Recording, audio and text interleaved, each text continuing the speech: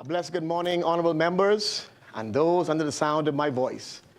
It has been a few long months that we've assembled in this place, but we give God praise. And I say today, oh, magnify the Lord with me. Let us exalt his name together. For this is the day the Lord has made. Let us rejoice and be glad in it. In our Moments of Impact devotional segment, I'll be speaking from the topic today, stay the course. To stay the course means to pursue your vision, goals, and plans despite obstacles, challenges, or criticisms. No matter who you are or what field of discipline you lead in, the truth of the matter is, as you make progress and advance your mission, you will always have people and circumstances that will seek to dissuade and distract you from the end goal. As leaders, one of our primary responsibilities is to stay the course and keep our eyes on the vision, despite the difficulties we face. Staying the course requires grit, tenacity, and an indomitable spirit that says, no matter what comes up against you, you will remain unflinching and resolved. I recall a quintessential biblical leader by the name of Paul, who ably demonstrates what it means to stay the course. A very profound passage of scripture is found in 2 Corinthians chapter 4, verses 7 to 12, that reveals how Paul found himself going through a very difficult season in ministry as he was seeking to carry out his mission to spread the gospel. And it reads, "But we have this treasure in earthen vessels, that the excellency may be of the power of God and not of us. We are troubled on every side, yet not distressed. We are perplexed, but not in despair. We are persecuted, but not forsaken. We are cast down, but not destroyed. Always bearing about the body the dying of our Lord and Savior, Jesus Christ, that the life of Jesus may be made manifest in our body. For which we live, we are always delivered unto death for Jesus' sake, that the life of Jesus might be made manifest in our mortal flesh. So then death worketh in us, but life in you." The moral of the story is, despite all of the challenges Paul faced while spreading the gospel, he never gave up or threw in the towel. Instead, he stayed the course because of the end goal of the mission, which was to transform souls for the kingdom of God. In conclusion, I want to admonish each of you today, under the sound of my voice, especially those of you in this honorable house, to stay the course and never lose sight of the end goal. May I remind you today of Galatians chapter 6, verse 9, that says, "Be not weary in well-doing, for in due season you shall reap, if you faint not." I want to prophetically declare over our nation today that this is our reaping season. We shall reap from the seeds we've been sowing. What we have lost, we shall recover. I leave these final words of encouragement to all that have an ear to hear. Keep plowing, keep pushing, keep pursuing, keep persevering. The sun will shine again. I declare the worst is behind us, and our best days as a nation is just ahead of us. Selah, think and act on these things. Let us pray. Our gracious and eternal Father, we thank you for your goodness and faithfulness toward us. We acknowledge and we thank you for your grace and your mercy that you freely bestow upon us daily. Now, Lord, today we pray for our political leaders. We ask that you would grant them the courage and the willpower to stay the course. Where there is weakness, provide strength. Where there is despair, provide hope. Where there is fear, provide faith. Lord, as our political leaders resume the business of our nation, we ask, Almighty God, that you would lead them, you would guide them, and you would direct them. Endow them with your wisdom from on high, and may they seek you in all of their endeavors and be governed by your precepts and your principles. O Lord, bless the proceedings of this house today and continue to bless the Commonwealth of the Bahamas. For it's in Jesus' name we pray. Amen. Let us pray the Lord's Prayer. Father, who art in heaven, hallowed be thy name. Thy kingdom come. Thy will be done on earth as it is in heaven. Give us this day our daily bread, and forgive us our trespasses, as we forgive those who trespass against us. And lead us not into temptation, but deliver us from evil. For thine is the kingdom, the power, and the glory, forever and ever. Amen.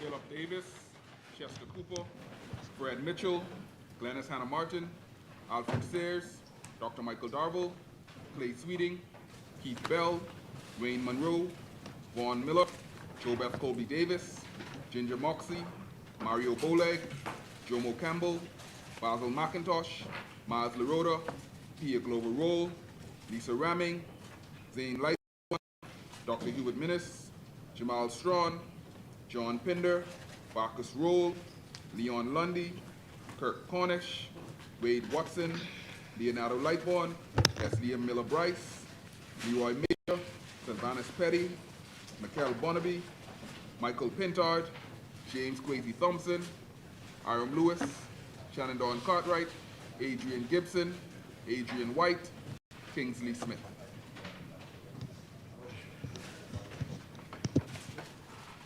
Good morning, honorable members. Oh my, it's indeed a pleasure to be back in this honorable place and to see all of my wonderful members in their respective places. Now let's get on with the work we are here to do, the people's business in the people's house. Introduction and swearing in of new members, laying of documents by ministers. The chair recognizes the honorable member for Exumas and Ragged Island. Thank you, Madam Speaker. I beg leave to lay on the table of the House a copy of the following: the value-added tax, school supplies tax holiday order 2024. Thank you, honorable member. Order that the document be brought up.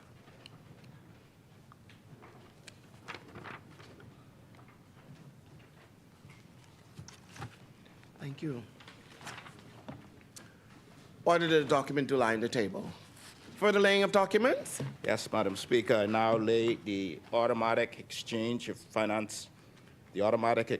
financial account information, competent authority, delegation of functions order 2024.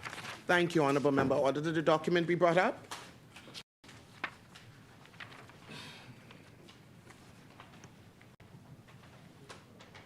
Thank you.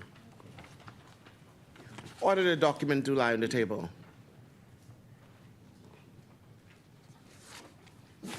Further laying of documents?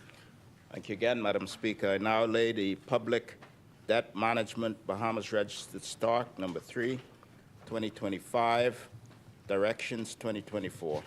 Thank you, honorable member. Order the document be brought up.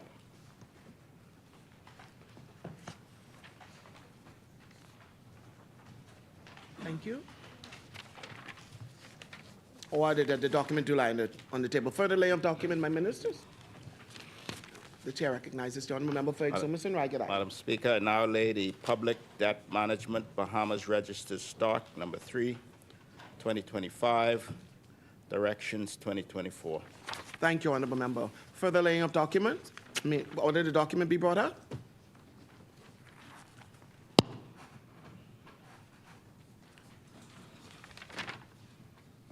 Order that a document do lie on the table. Further laying of documents? Yes, Madam Speaker, I now lay the Public Debt Management Bahamas Registered Stock 2027, 2029, 2031, 2034, 2044, and 2054, Directions 2024. Thank you, honorable member. Order that the document be brought up.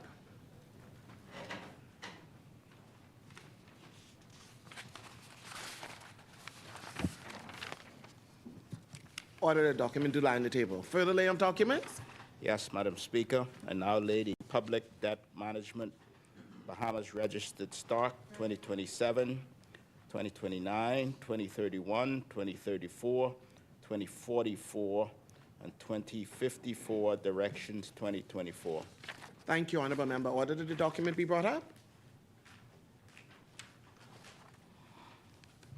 Thank you, my dear. Order that the document do lie on the table. Further laying? Yes, Madam Speaker, I now lay the Public Debt Management Bahamas Registered Stock 2027, 2029, 2034, and 2054, Directions 2024. Thank you, Honourable Member. Order that the document be brought up. Thank you. Order that document do lie on the table. Further laying of documents? Yes, Madam Speaker. I now lay the Public Debt Management Bahamas Registered Stock 2027, 2029, 2034, and 2054, Directions 2024. Thank you, Honourable Member. Order that the document be brought up.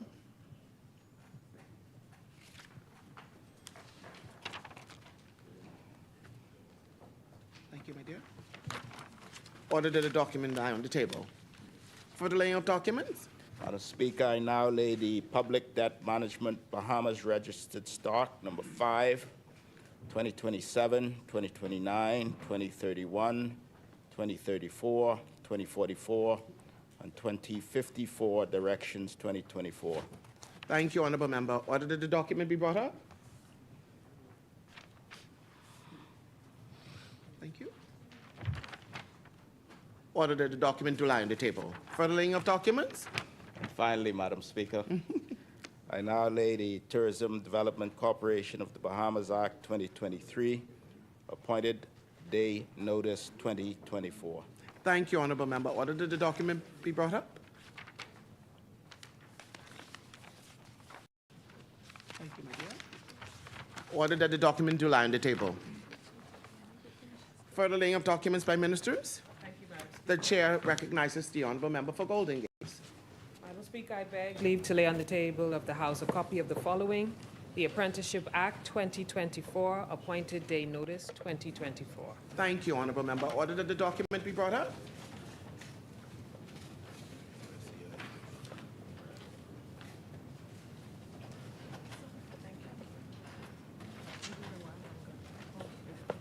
Thank you, my dear. Order that the document do lie on the table. Further laying of documents by ministers? The chair recognizes the Honourable Member for Fox Hill. Thank you, Madam Speaker. I beg leave to lay on the table of the House a copy of the following.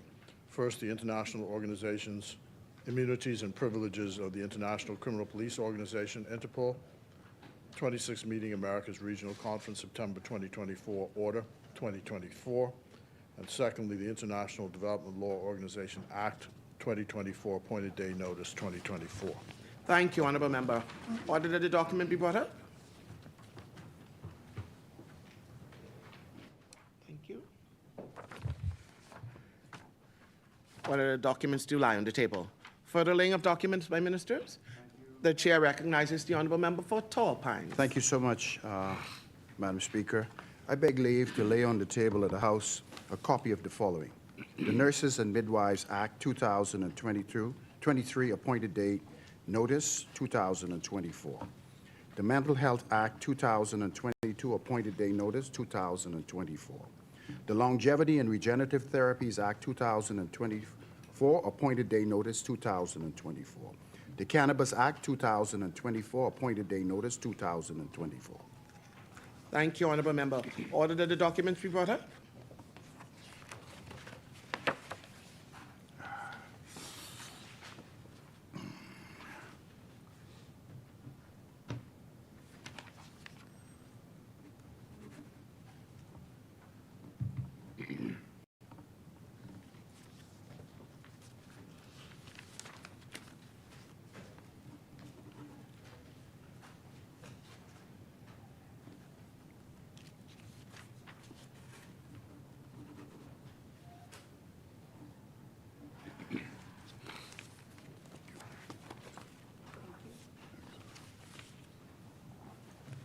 Thank you.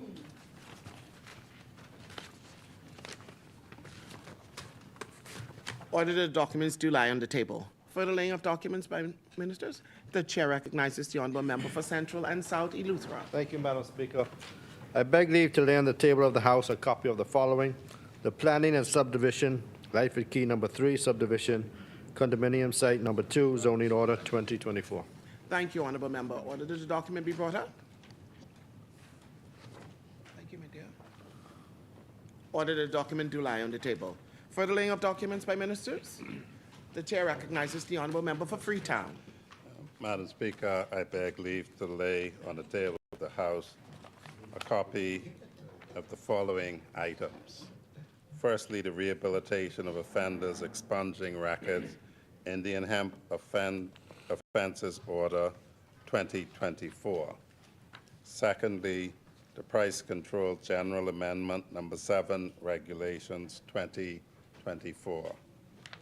Thirdly, the Price Control General Amendment Number 8, Regulation 2024. Fourthly, the Price Control General Amendment Number 9, Regulation 2024.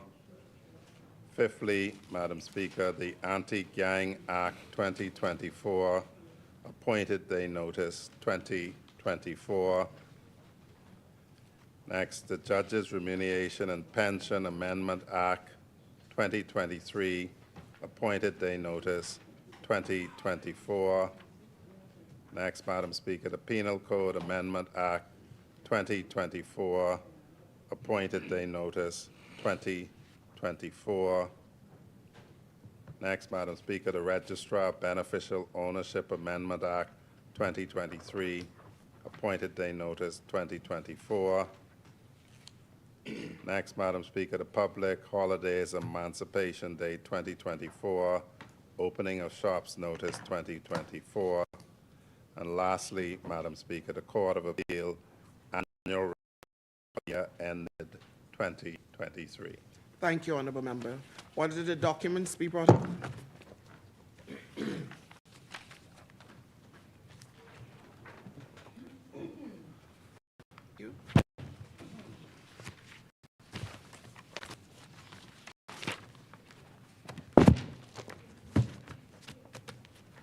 Order that the documents do lie on the table. Further laying of documents by ministers. The chair recognizes the honorable member for Elizabeth. Thank you, Madam Speaker. Madam Speaker, I beg leave to lay on the table of the House a copy of the following: the Electricity Tariff Rate for Electricity Services Order 2024. Thank you, honorable member. Order that the documents be brought up.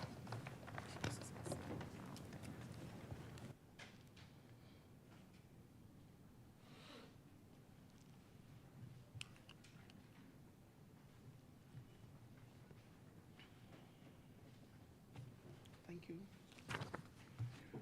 Order that the document do lie on the table. Further laying of documents? No further laying of documents, Madam Speaker. Thank you, honorable member. Statements and communication by ministers. The chair recognizes the honorable member for Fox Hill. Thank you. Thank you, Madam Speaker. Just give me a second.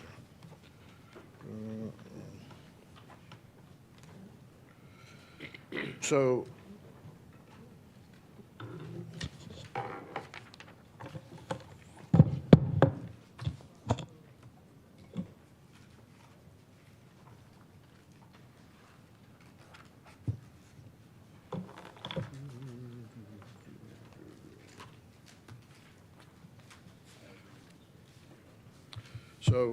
Madam Speaker, just a brief intervention to say that today marks 50 years as a member of the United Nations. Our flag was raised on this day 50 years ago in the presence of the Right Honorable Sir Lyndon Pindling and our first ambassador to the UN, L.B. Johnson. On that day, the father of our nation, Sir Lyndon, committed the nation to working within the multilateral context, and that remains our guiding principle today. So today I want to pay tribute to all those who helped and help today to establish, build, and maintain our foreign relations. And I thank them for a job well done. Today, I also have the honor of formally announcing the Bahamas begins its campaign to serve on the United Nations Preeminent Council. One of these days, we can get a new building. Today, I have Today, I also have the honor of formally announcing the Bahamas begins its campaign to serve on the UN's Preeminent Council, the Security Council, for the term 2032 and 2033. The election takes place in 2031. We have the support of all other CARICOM countries, and I hope that we can all join in this national commitment. Thank you, Madam Speaker. Thank you, honorable member. Order that the document be brought up. Thank you. Order that communication do lie on the table. For the statement of communication by ministers, the chair recognizes the honorable member for Yamacraw. Thank you, Madam Speaker. Madam Speaker, I beg leave to read into the records of the House the following communication on behalf of the Minister of Youth, Sports and Culture. It's very brief, Madam Speaker.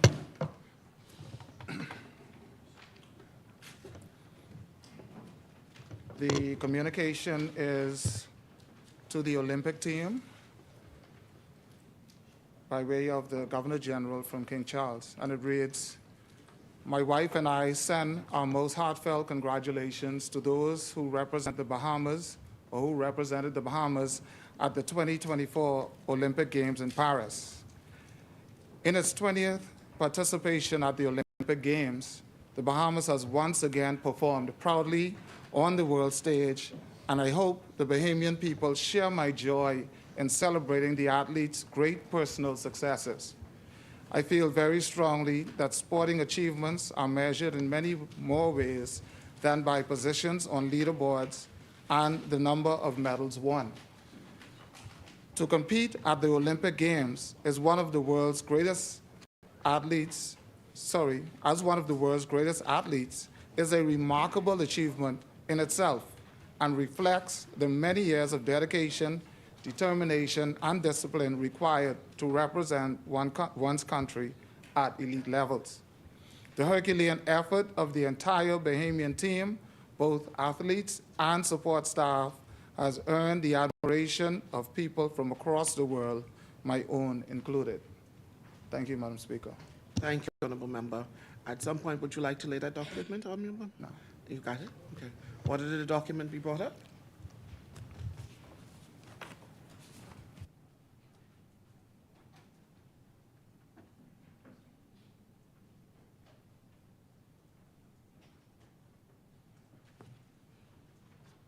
Thank you. Order that the communication do lie on the table. Thank you. Further statement of communications by ministers? Communications. Thank you, honorable member. Communication by the clerk. Messages from the Governor General. Messages from the Senate. Motion for leave of absence, leave to resign, seat, and new writs. Presentation of petitions. Presentations of reports of committees. Adoption of reports of committees. First reading of bills. Thank you, honorable member. Second reading and committal of bills. The chair recognizes the honorable member for Central and South Eleuthera. Thank you, Madam Speaker.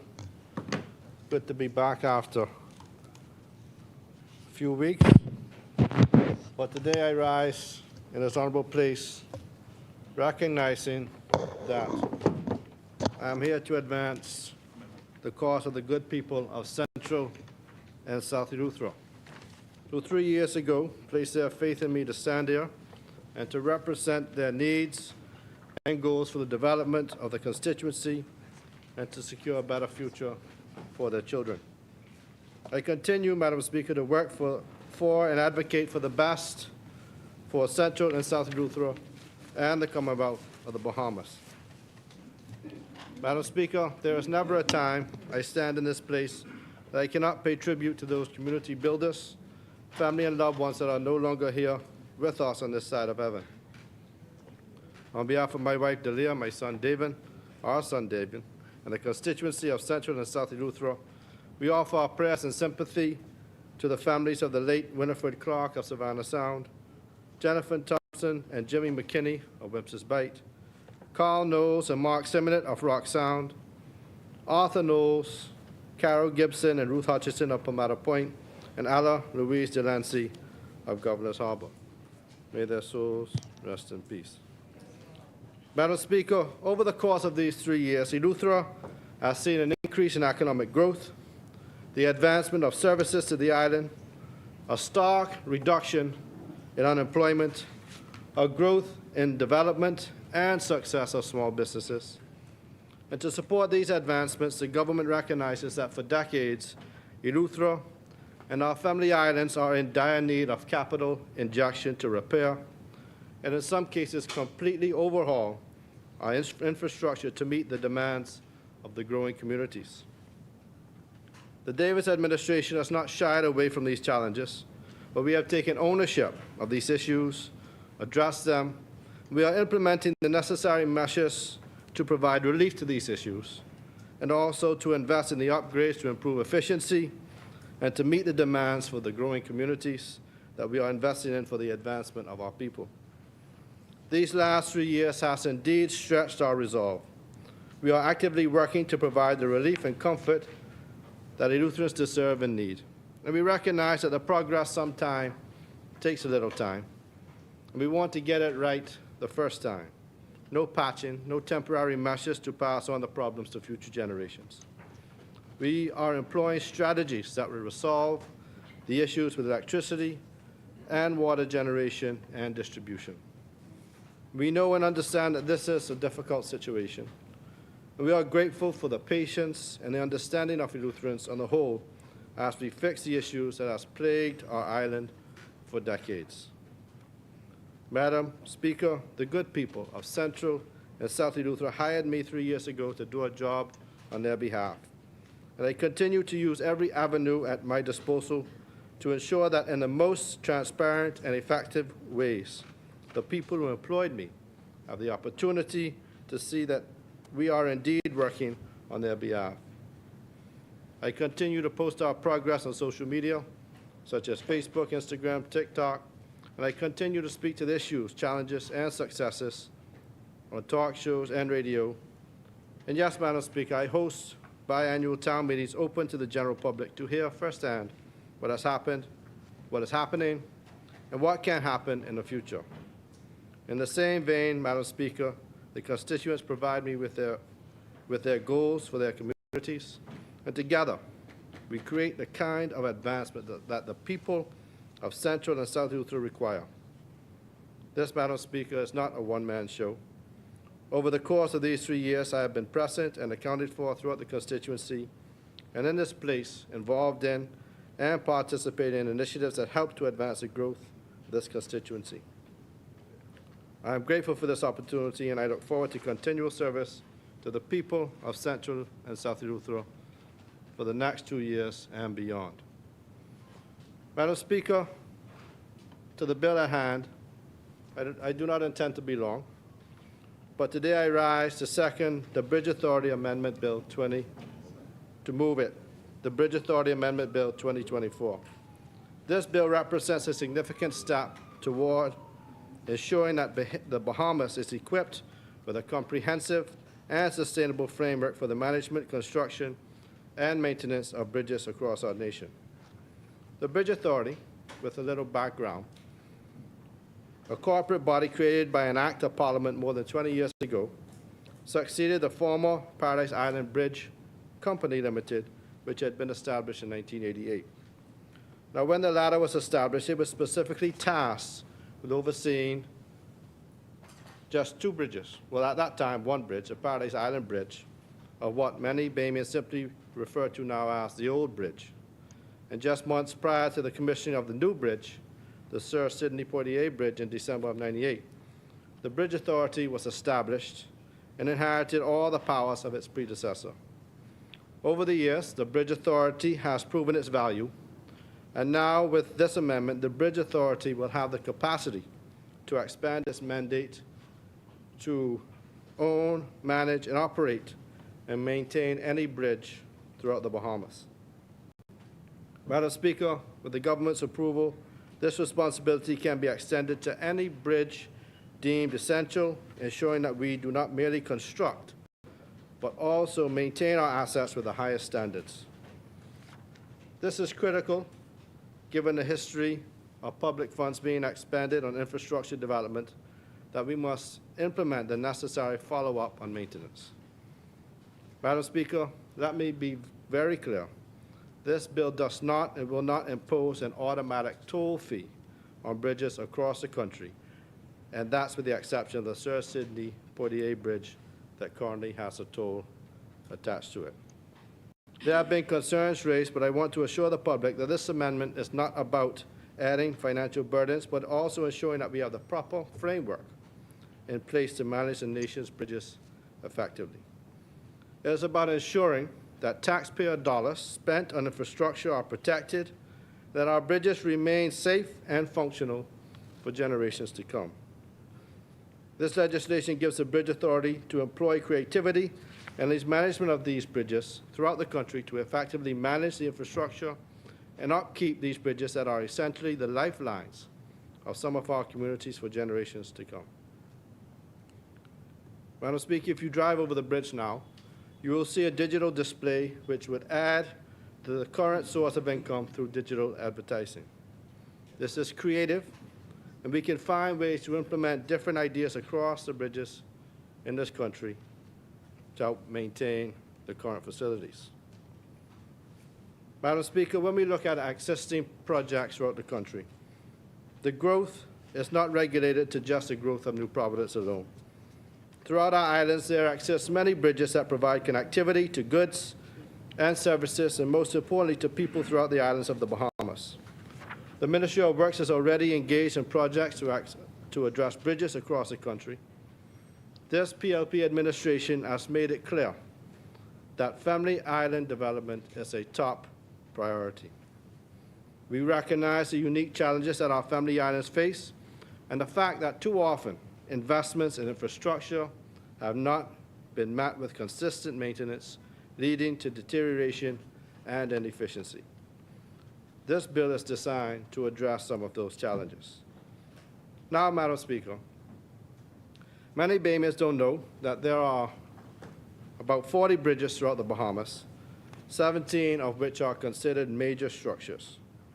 The Bridge Authority is currently responsible for the operation of maintenance of both the East and West Paradise Island Bridge, both of which are in good condition. The older East Bridge underwent major renovation work between 2015 and 2016, and the condition of the other 38 bridges varies, with some having been recently replaced and others requiring urgent replacement. Family Islanders, we are working for you, and everyone knows that I remain unapologetic about ensuring that the Family Islands get the attention that they rightly deserve. Madam Speaker, the engineering team at the Ministry of Works and Family Island Affairs are actively engaged in numerous bridges throughout our country. We are looking at providing data and the correct course of action to ensure that bridges throughout the islands are structurally sound, safe, and have a proper maintenance plan to preserve these infrastructures. In Andros, both the Stafford Creek and the Fresh Creek bridges are in poor condition, with weight restrictions limiting them to single-lane traffic. The designs have been completed by external consultants and are currently being evaluated both technically and for value for money by our in-house engineering and QS team. In Exuma, the reconstruction of the ferry bridge is long overdue, as it was originally built in the 1960s as a single-lane drawbridge connecting Great Exuma to Little Exuma. Preliminary designs are being prepared in-house for a proposed two-lane bridge with dedicated, safe pedestrian access along its entire length.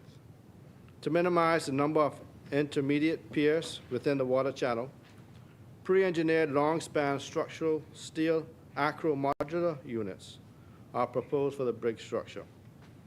Consequently, only 2 intermediate piers will be required.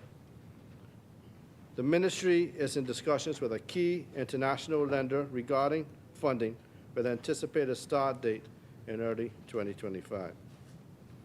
The existing crossings provide vehicular and pedestrian access across 2 waterway channels when we look at the reconstruction of the Baratari bridges.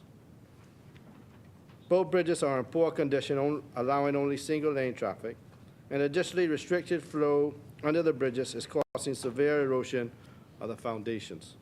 Preliminary designs are being prepared in-house for a proposed 2-lane bridge with dedicated safe pedestrian access. To minimize construction impact within the water channel, pre-engineered, long-span structural steel acro modular units are also proposed for the bridge superstructure. As a result, intermediate pier supports will not be needed for the new construction, and the Ministry of Finance and the support of the Ministry of Works is in discussions with a key international lender regarding funding, with an anticipated start date set for mid-2025. And just to give an idea of persons who have traveled to Spanish Wells and Russell Island, the acro bridge units is exactly the same one as that was constructed there under the former administration. These bridges have a 50-year lifespan, and we are looking at 7 bridges across the country, and ACRO is looking at putting a package together so that hopefully we can, with the approval of funding, have bridges across our country, like in Andros and Exuma, that their lifespan has almost deteriorated to the point where it's kind of scary for people to drive across these bridges. And we're hoping to finish that package this year, and hopefully once the funding is approved, we can get to moving on some of these. Madam Speaker, last but by no means the least, as an Eleutheran, I heard from infancy that the glass window bridge will be repaired. They will be replaced. It is in dire need of reconstruction, and to date, these advancements have not happened. This Davis administration is finally addressing the state of the glass window bridge. For many residents and visitors to our shores, the topography around the bridge is phenomenal, iconic indeed, and I dare say that probably 99% of the people that travel to our shores have taken a photograph at the site, beholding the beauty of our natural environment where the ocean meets the bank. On the other side of the coin, Madam Speaker, it is the functionality of the glass window bridge, which connects the island, provides the transportation of goods from north to central and south, and moves thousands of people annually from North Eleuthera, Spanish Wells Harbor Island to Bannerman Town. Madam Speaker, during inclement weather, especially with the cold fronts, the entire island is hampered by the necessary closure of the bridge. Our communities are disconnected and many people are inconvenienced. Travel is hampered and the alternatives to move from one side to the next are extremely costly and challenging. Madam Speaker, I am particularly pleased that this bill will make provisions for a proper framework to reconstruct and maintain the world-famous glass window bridge. The glass window bridge is not just a critical artery for Eleuthera, but it's a symbol of Bahamian ingenuity and resilience. We must ensure that this iconic bridge is not only rebuilt, but managed in the care and attention it deserves. A preferred option was selected and presented to the local community and stakeholders in September 2022, where it received positive feedback. The former Minister of Works and Utilities, the Member of Parliament for Fort Charlotte, shared this vision, and with which I support, and not just making it a bridge, but make it a cultural site where you could have cultural events and make it a touristic phenomenon. Inclusive of this, Madam Speaker, Cabinet recently approved the use of UCAF credit support to finance the construction of the glass window bridge. This approach benefits the government by accelerating the project delivery and securing financing at competitive rates. The Ministry of Finance has confirmed that the loan will be secured through the Bridge Authority, and it is anticipated that the loan agreement will be finalized in early 2025, with funds drawn down allowing construction to begin. This suggests a completion date for the bridge for early 2027. Madam Speaker, with the family islands becoming destinations of choice in our tourism industry, it is critical that proper infrastructure is implemented and maintained. If we ensure that infrastructure is in place and properly maintained, we create better environments for investments and visitors alike, allowing for an even more robust economy for residents. The Ministry of Works and Family Island Affairs will continue to provide updates on all our efforts as the work progresses. We are focused on making sure that our infrastructure keeps pace with our development and that our people can move freely and safely throughout the Bahamas. This amendment bill is progressive, Madam Speaker, and forward-thinking. It shows the government's commitment to the future, especially its commitment to the Family Islands. This bill, Madam Speaker, in closing, marks a crucial step in modernizing how we manage and maintain our national infrastructure. It is a testament to the Progressive Liberal Party's commitment to long-term sustainable development, particularly in our Family Islands. Yes. Madam Speaker, Central and South Eleuthera supports the bill, and I encourage my colleagues on the other side to do the same. Thank you.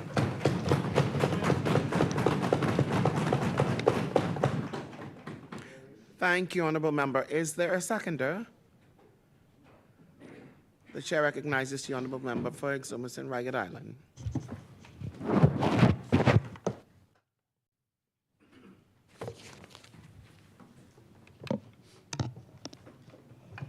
Madam Speaker, I rise today to second the Bridge Authority Amendment Bill 2024.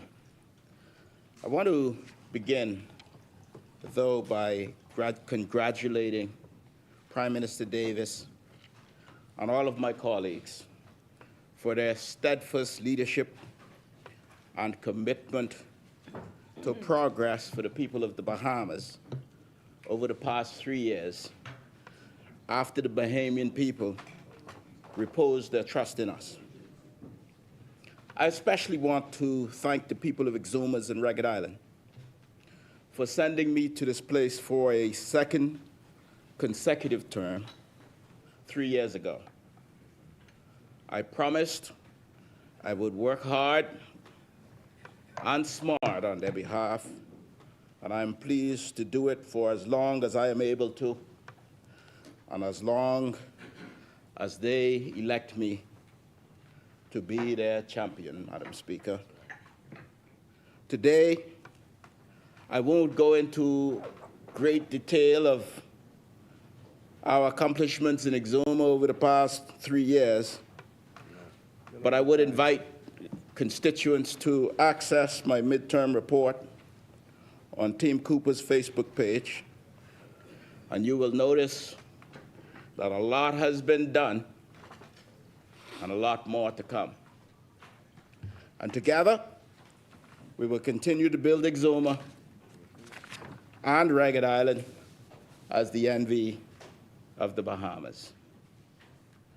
Under this administration, we are seeing bold, transformative projects that address the needs of our people, especially in the Family Islands. And you know, Madam Speaker, I heard some of what Marco City had to say yesterday. I found his criticisms rich, especially I found them poor. with him having been a poorly performing minister in poorly performing ministries, in an administration that performed so poorly, they achieved very little. Yep. I know that his memory also appears Yeah, go ahead now. You to be getting a little shaky, Madam on a Speaker. good talk right here. Keep going. But let me take a moment to remind the member and his colleagues on that side of the state they left the Bahamas in, Okay, yes, this is timely. and the condition in which they left the Bahamian people to struggle Yes. The bridge collapsed. 3 AKA Catch years Hell. ago. We found an economy where the Bahamian people were catching hell. The economy was crippled, Yes. but now Yes. it is sprinting, and it is growing in tandem with the robust growth we are seeing in tourism. We found a people downtrodden by the competent authority and their draconian COVID-19 policies. And now, the people are commending the way we navigated out of the pandemic and reopened the economy to flourish. We found rank neglect of the victims of Hurricane Dorian on the islands of Abaco and Grand Bahama. And now we're seeing semblance of hope again. We found a healthcare system on the brink of collapse. But now we are on the cusp of breaking ground on a new hospital in New Providence and watching another rise out of the ground in Grand Bahama Island. Those on the other side appear to have very short memories, but the Bahamian people will never, ever forget. They remember the lockdowns. The lockups too. They remember locking up the coconut water boys. Yep. They remember the lines for hours to get food. They remember the closed schools. Yep. And they remember Even when they didn't have to. the harsh, insensitive I ain't gonna talk about that. decisions of the competent authority. How about when you couldn't go out your yard? And they remember being denied the ability to work to take care of their families. Yes. They remember the Spring City Dome debacle Yep. and the ill-fated freezes Yep. and the mass burials in Abaco. Yep. Anonymous. They remember the failures of the DRA. And they remember that the current leader of the F&M, the member for Marco City, was right there Right there. whilst it all went down under that administration. On the front bench.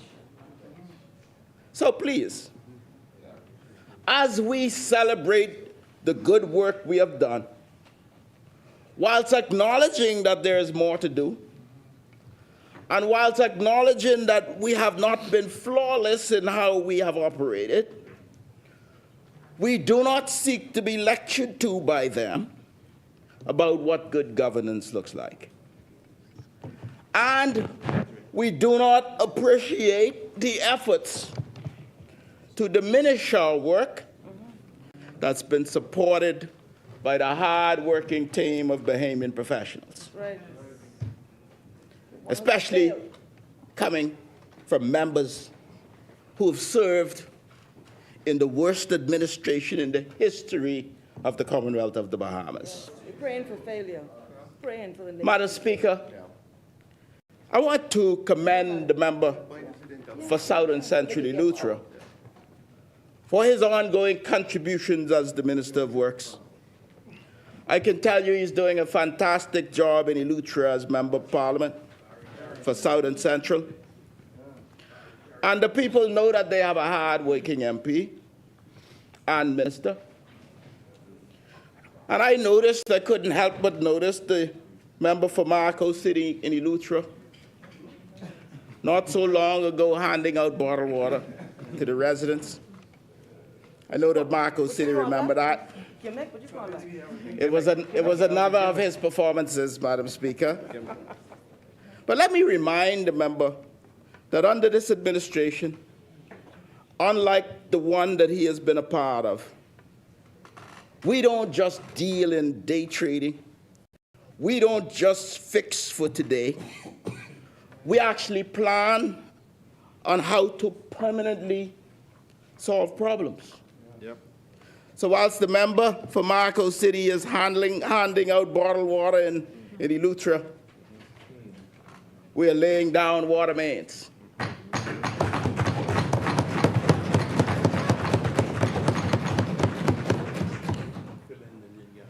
We're installing significant storage facilities. They filling it with water. And we're filling $1 million storage tanks. Million gallons and millions of dollars to provide sustainable potable water to the people of Eleuthera. Not just gimmicks, not just performances. What you call it? Just what? Just results. Results. Just results. Just results, Madam Speaker.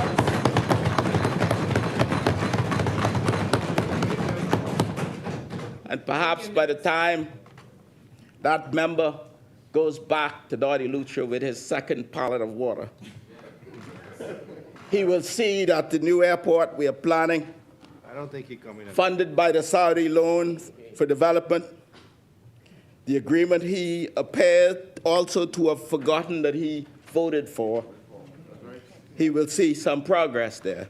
Who don't support a new? And I asked the member, maybe he doesn't remember that he voted to approve this loan.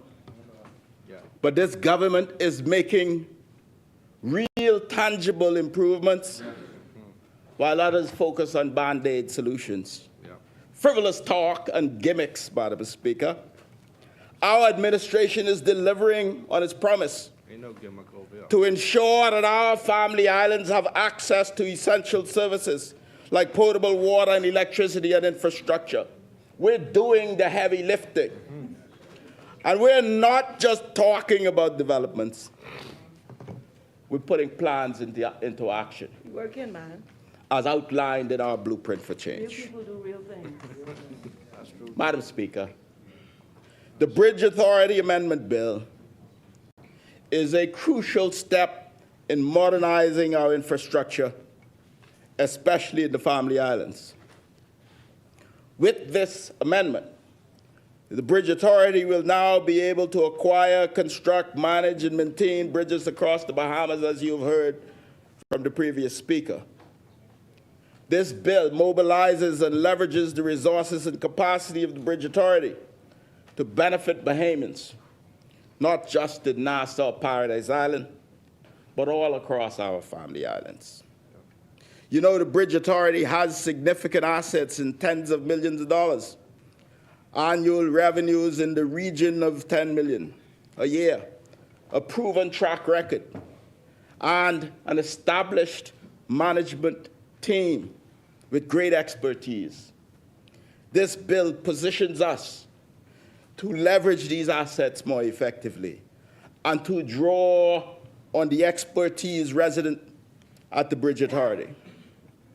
By giving the Bridge Authority the ability to manage key infrastructure projects, we are enabling great efficiencies and decision-making. This approach aligns with our broader vision of strengthening infrastructure in the family islands. It is in keeping with our promise to decentralize power, bringing decision-making closer to the people who are directly impacted by these projects.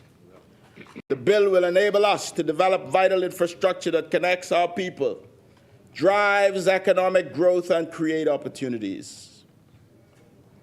One of the things we promised in our blueprint for change is that we would create a new sovereign investment fund and consider transferring government-private sector investments with consideration given to some of the investments we hold, like APD, Alive, BTC, Cable Bahamas, Bank of Bahamas, and get this, the Bridge Authority. Articulated in our blueprint for change. We said that this would be allowing us to use professional managers and structures with a private sector type focus for delivering results.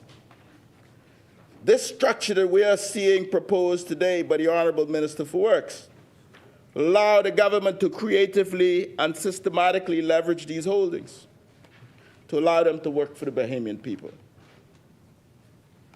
This work today is a part of this overall strategy. And 3 years in, I am so very proud of the vision articulated in our blueprint for change by our Prime Minister. And I am even more proud that we are delivering and taking off these deliverables. One example for the need for what this bill does, it allows us to do things more quickly.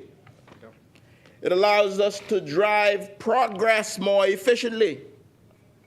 And this bill will position the government of Bahamas to mobilize the construction, as you've heard, of many, many more bridges. And you've heard the member for South and Central Eleuthera talked about the iconic glass window bridge. It's not just a bridge, it's a touristic wonder of the world, a beauty to behold.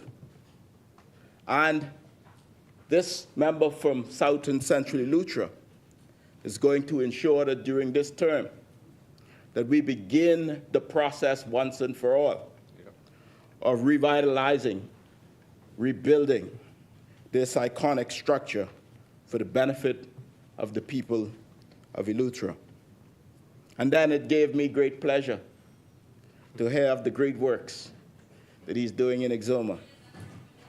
You see, the ferry bridge that connects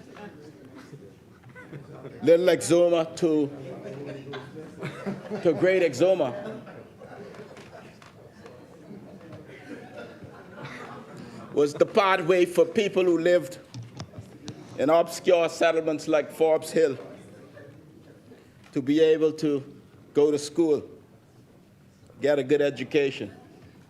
So I traveled that bridge twice, each day.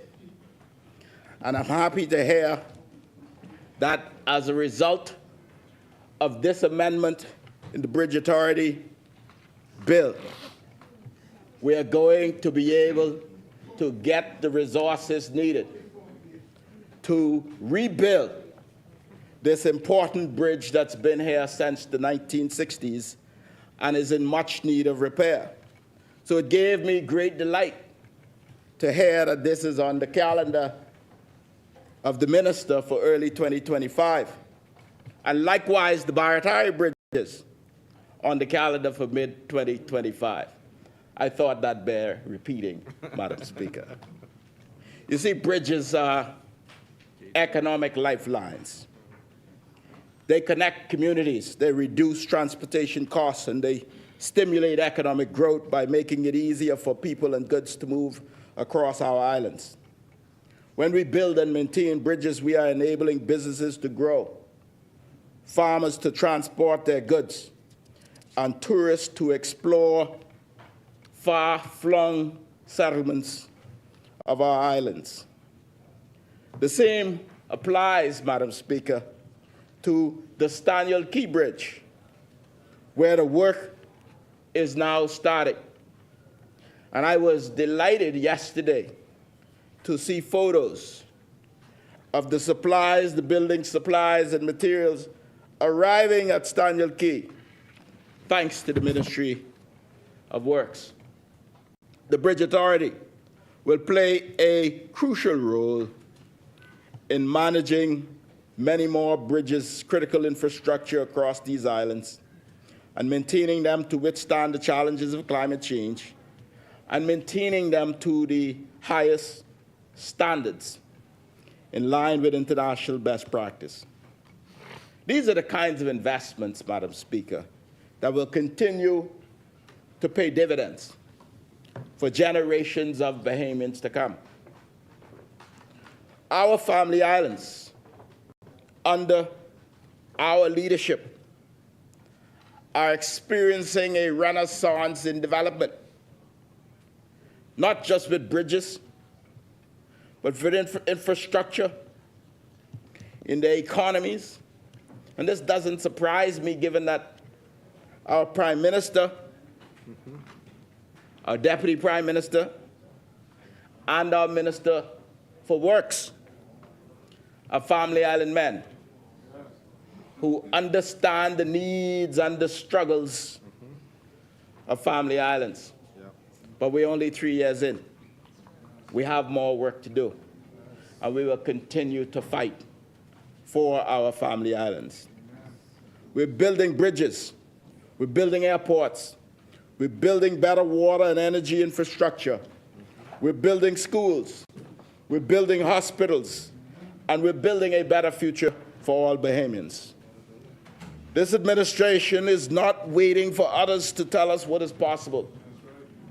We're not crying about our constraints. We're being innovative. We're getting the job done. Yes. We're creating new opportunities through public-private partnerships and strategic investments in infrastructure, technology, and services. Yes. We've embarked on a journey of airport revitalization targeting key locations across our country. And We are doing this to advance the vision of balanced economic growth all across our islands.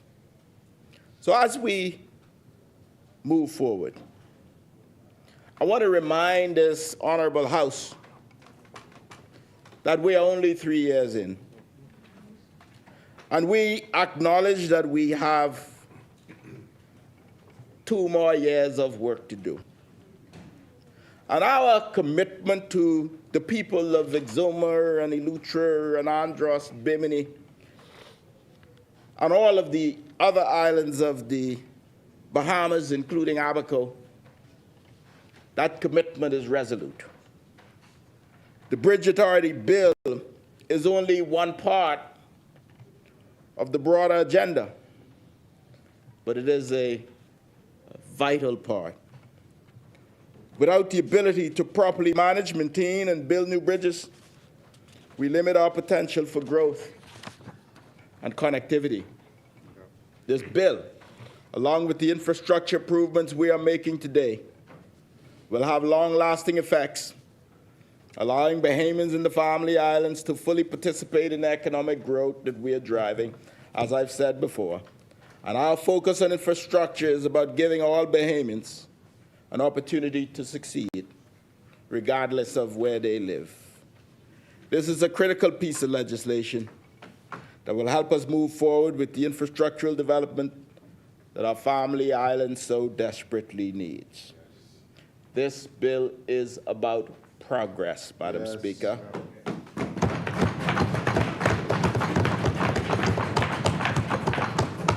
And we have a responsibility and a commitment to deliver on the promises we made in our Blueprint for Change.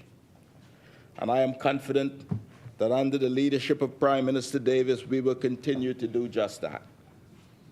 This is a government that listens, that responds, and that delivers. And I am proud to stand with my colleagues in the Progressive Liberal Party as we continue to deliver on our promises and create the changes that the Bahamian people deserve.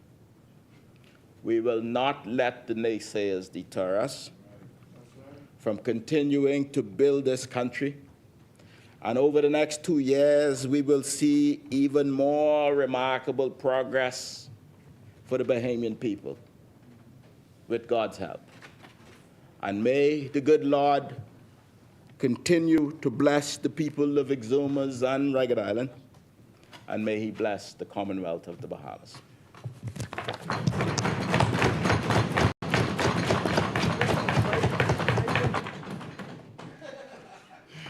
Thank you, Honourable Member. It has been moved and seconded that the following bill be read a second time and committed.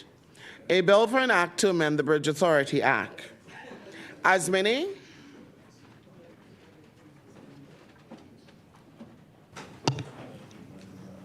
Thank you very much, Madam The chair Speaker. recognizes the Honourable Member for St. Anne's.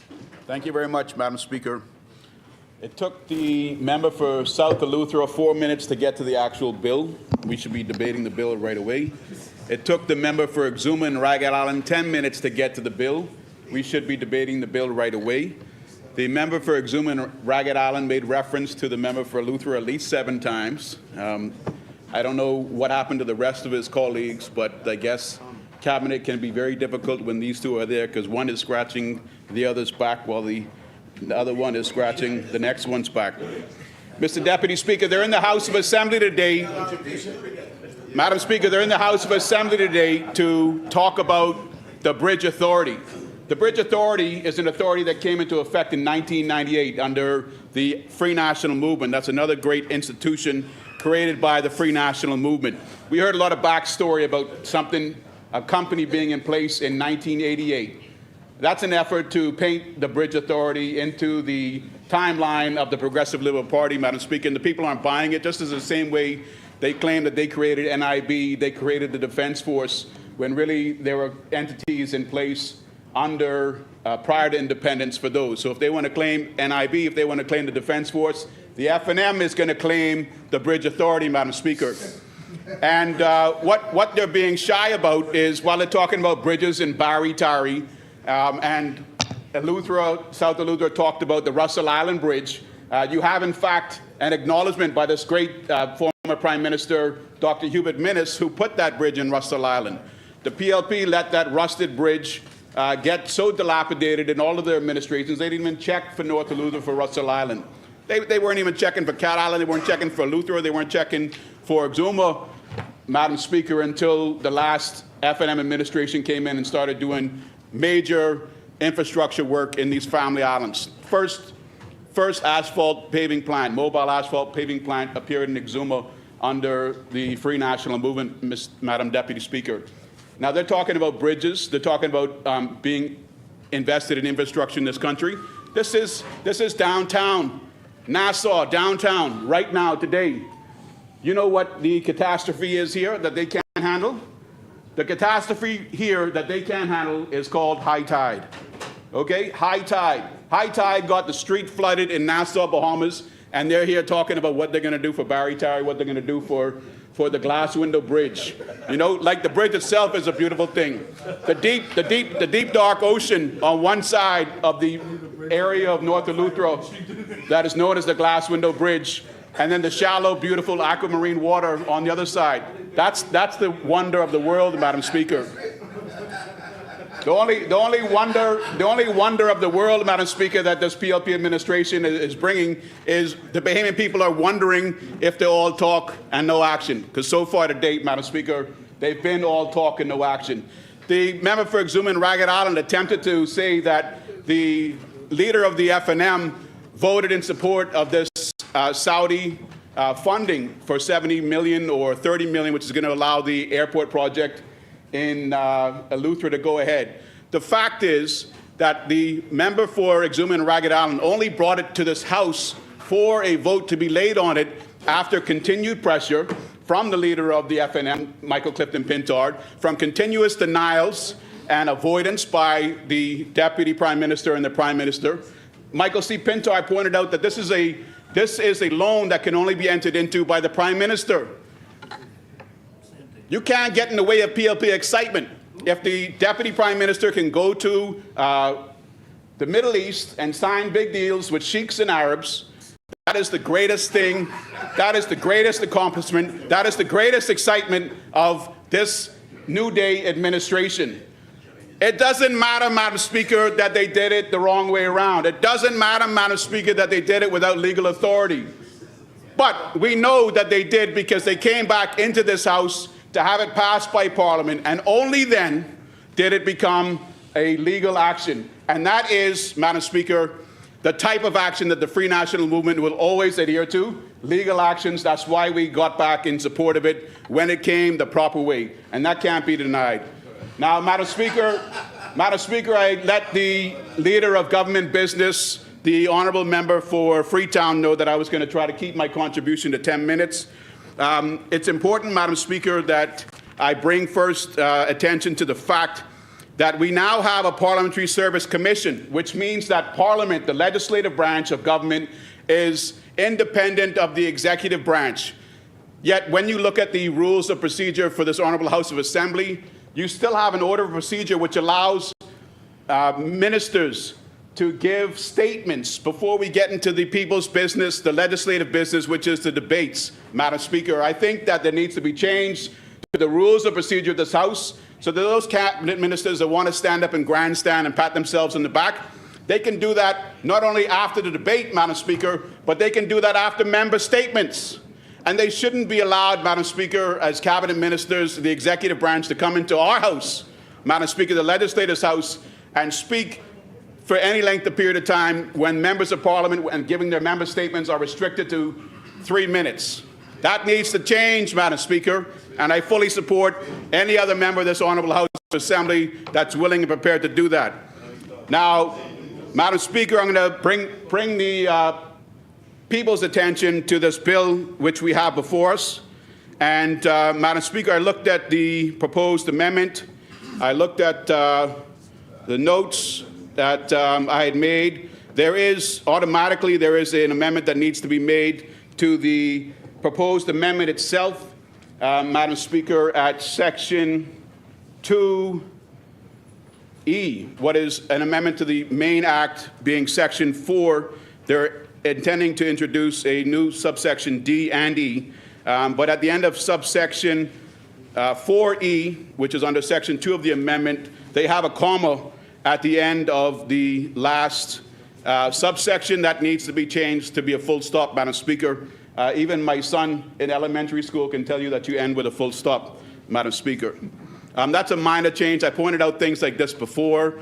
They brush it off like they'll do it when the amendment's been done.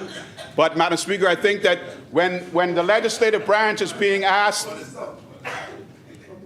if you look at the amendment at section 2, section 2 is amending section 4 of the Principal Act. And there's going to be an insertion of a new subsections D and E. And subsection E ends with a comma. So the amendment that goes into the act needs to end with a full stop. Thanks. Now, Madam Speaker, we heard very little from the mover and seconder on the motive, but I was glad that Exuma and Ragged Island actually spoke to the reason behind this. South Eleuthera, Central Eleuthera talked about Barry Tarry bridges, Russell Island bridges. He didn't mention any of the bridges in Grand Bahama. They attempted, Madam Speaker, to say that while it's no longer just going to be the 2 Paradise Island bridges covered under the Bridge Authority Act, it's going to be all bridges. They attempted to say that there'll be no toll fee for use of those bridges. The chair recognizes the honourable member for Central and South Eleuthera. All bridges fall under the Bridge Authority. It gives the Bridge Authority the option, the minister the option to take bridges and put them where the Bridge Authority has a mandate to maintain, construct, and all of that falls under that. It's not a mandate that all bridges automatically fall under this act. Thank you, honourable member. That's wonderful to hear, Madam Speaker, but there isn't anything in this act that says a particular bridge will never come under this act. The authority is within the minister, that is the minister responsible for public works, and that minister can designate by notice any bridge that he wants to come under the Bridge Authority. That's a fact. That's correct, see? So, Madam Speaker, the point I was getting at is technically all of the bridges, and I made a note from the comments from the Minister of Works. There are 40 bridges in the Bahamas. This is his statement. Obviously, he's taken an inventory. What you taking an inventory? Why'd you count something if it's not important to you? So obviously, an inventory is being taken of the bridges. 17 are major, Madam Speaker. Maybe major means the most valuable. And then you had Chester Cooper, excuse me, Madam Speaker, the member for Exuma and Ragged Island come in and say that we're going to consider putting the Bridge Authority into a consolidated fund or into a sovereign fund that we can leverage. That's what's going on here, Madam Speaker. So between Exuma and Ragged Island's statement about putting the Bridge Authority and its major 17 valuable asset bridges into a separate fund that they can leverage, Madam Speaker, you also have this issue of the tolls. Those are the two important factors, Madam Speaker, that the Bahamian public need to be aware of. The chair recognizes the honourable member for Exuma and Ragged Island. I made reference to our blueprint for change, and it had no specific connotations as being implied by the member for Sinans. So I don't want to be misquoted. The Bill Authority Amendment Bill.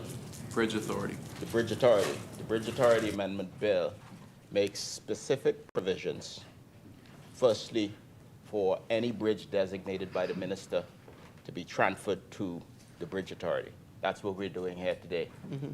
The minister articulated that this will allow us, the government, to access funding through, I believe he referenced UKEF, to allow further development of bridges.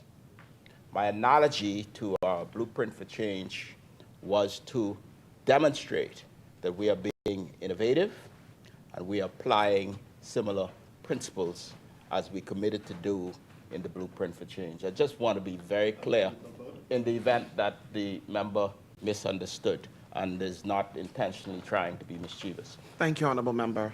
May I proceed? Madam Speaker, I heard something different. I heard something about a fund there. I didn't hear this calm and collected blueprint for change from the good member who, within 4 minutes of his contribution, began to attack the history of the past administrations and the history of our leader. But I didn't make a recording for myself. I didn't take minutes. I don't appreciate that the member for Exuma and Ragged Island is already starting after the summer break to stand up midway through opposition members' contributions and give rebuttals. You had your chance. You had your chance to give your contribution. You have 32 other members, 31, not including yourself. Let some of them have an opportunity to speak once in a while. It doesn't always have to be Exuma, Ragged Island, Central and South Eleuthera. Let the good gentleman from North Andros and the Berry Islands, let the good member from North Abaco have a chance to speak. Let the good member from Mount Moriah, let the good member from Sea Breeze have a chance to speak.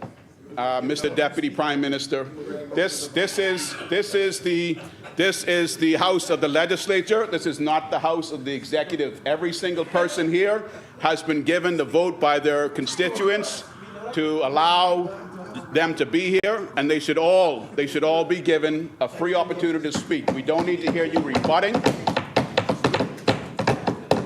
We don't need to hear you rebutting midway through this good member's contributions. If there's a point, let one of your other colleagues stand up and show their constituents that they're here actively working on their behalf. Now, Mrs. Speaker, Madam Speaker, what you have is this claim from Central and South Eleuthera that there aren't going to be tolls for any of these other bridges. You know, you've been forewarned.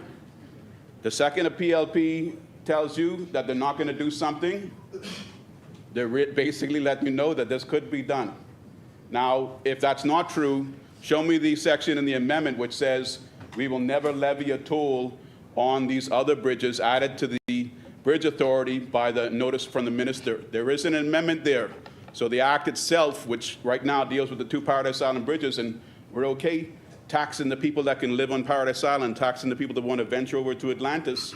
But when they come to Barry Tarry Bridge, Madam Speaker, when they come to the Russell Island Bridge, Madam Speaker, and they want to raise revenue, they haven't prohibited the use of tolls under the act for raising revenue for those bridges. They claim that you'll see these fluorescent lights. You'll see these fluorescent signs, you know, so we're going to do marketing. We're going to sell you, we're going to do advertisements. That's how we're going to raise money to maintain the bridges throughout the Commonwealth of Bahamas. Come on, members of the public. You can't believe that a fluorescent advertisement sign is going to pay to maintain these bridges. These are very significant infrastructure items. This administration can't even take care of the bridges in Barry Tarry without borrowing from some foreign body, which was mentioned in their contribution here today. So what you also have to think of is besides advertising and unique revenue streams, what other means are they going to use to generate income? Now, presently, with just the 2 bridges, they generate a lot of money. I know that the board, particularly the chairman of the Bridge Authority, is probably one of the highest paid board positions in the Commonwealth of Bahamas, possibly rivaled only by the Gaming Board, go figure, and IRCA. It's incredible to learn the amount of salary that is being paid to some of these government boards, Madam Speaker. But that's because the Paradise Island Bridge Authority, the Bridge Authority, generates a lot of revenue. They're not going to be generating revenue from the Russell Creek Bridge.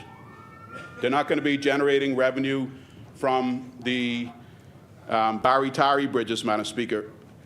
Something they haven't mentioned in this act is that this act also speaks to property owned by the Crown, property owned by government. I don't know why they didn't give more attention to this before, but property owned by the Crown, property owned by the government, pertinent to basically fixed and or surrounding the bridges will be conveyed to the Bridge Authority. So Does that mean that part of Potter's Key? Does that mean that part of the seabed running through the harbor, because those are pieces of land owned by the Crown that are happening to the bridges going over and coming back from Paradise Island, are going to be conveyed to the Bridge Authority? Something for my good former boss member for Freetown, because I know he has an analytical mind, can look at this legislation, is, and even member for Fort Charlotte, who's a great dancer to Buffalo Soldier, Madam Speaker, all learned over the summer break.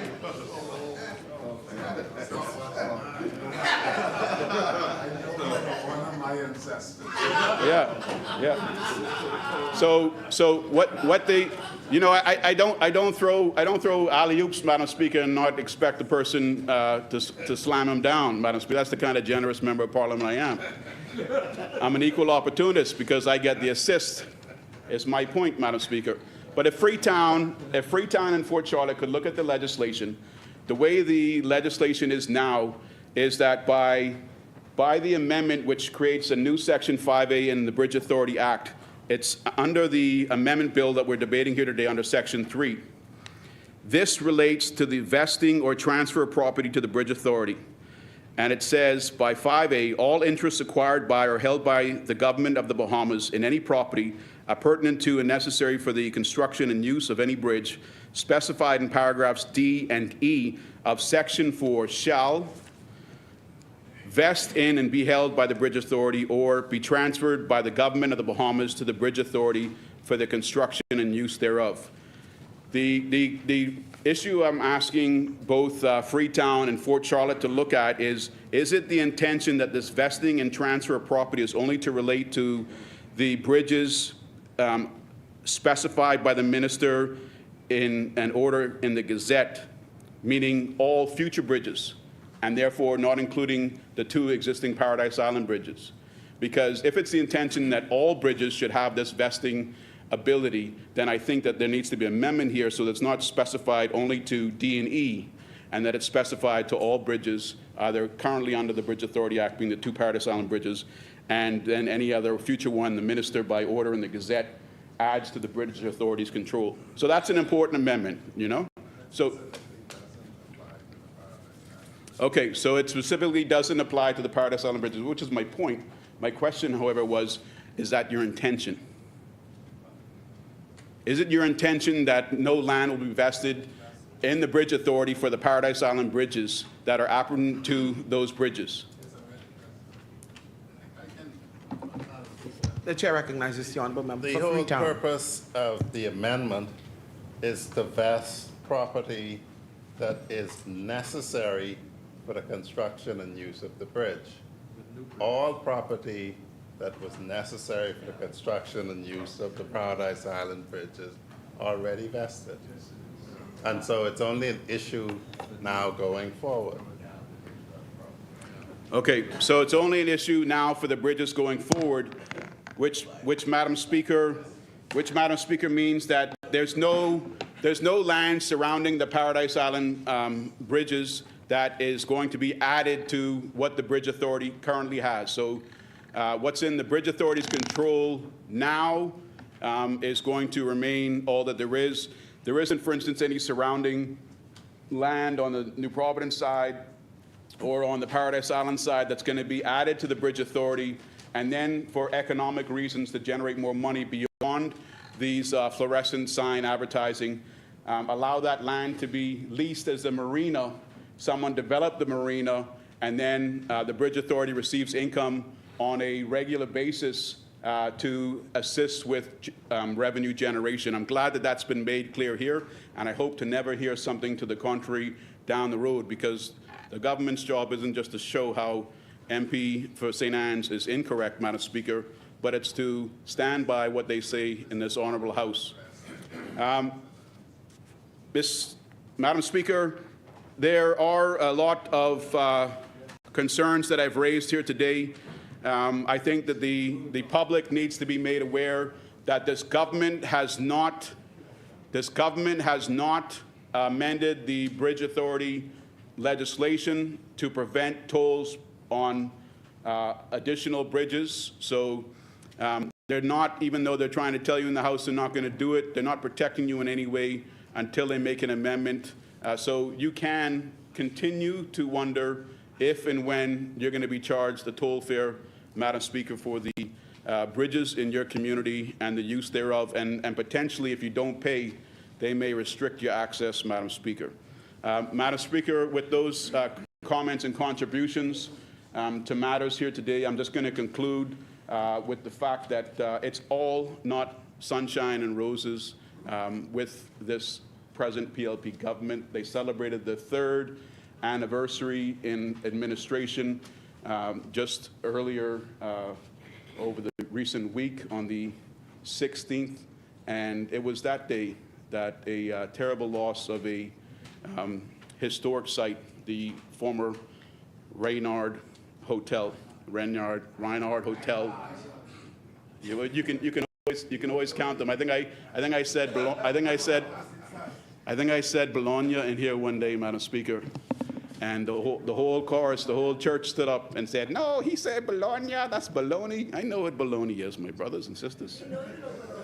Right?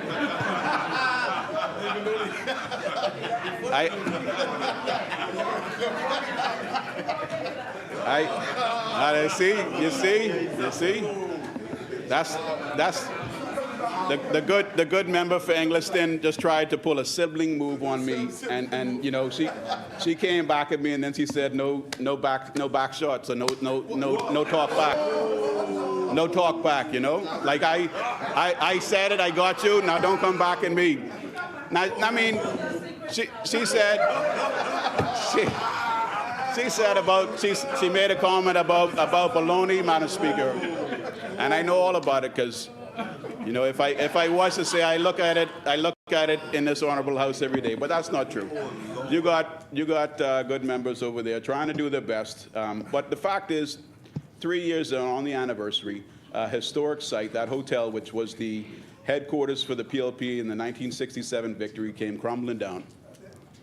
Over the hill communities, Madam Speaker, historic buildings came crumbling down. And, you know, I'm a God-fearing man. I came after today's prayer.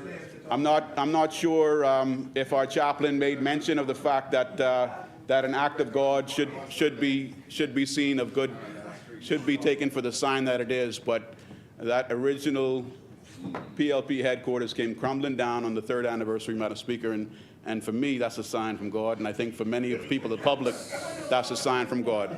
Thank you very much, Madam Speaker. Thank you, Honourable Member. The Chair recognizes the Honourable Member for Fort Charlotte. Thank you, Madam Speaker.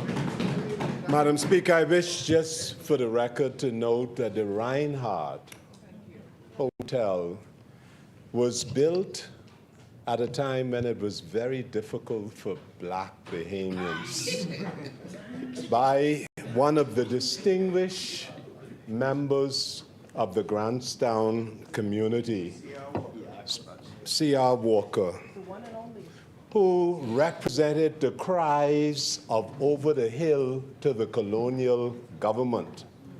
It was the place where the women's suffrage met. It was the place where the Progressive Liberal Party met. And when on Bay Street,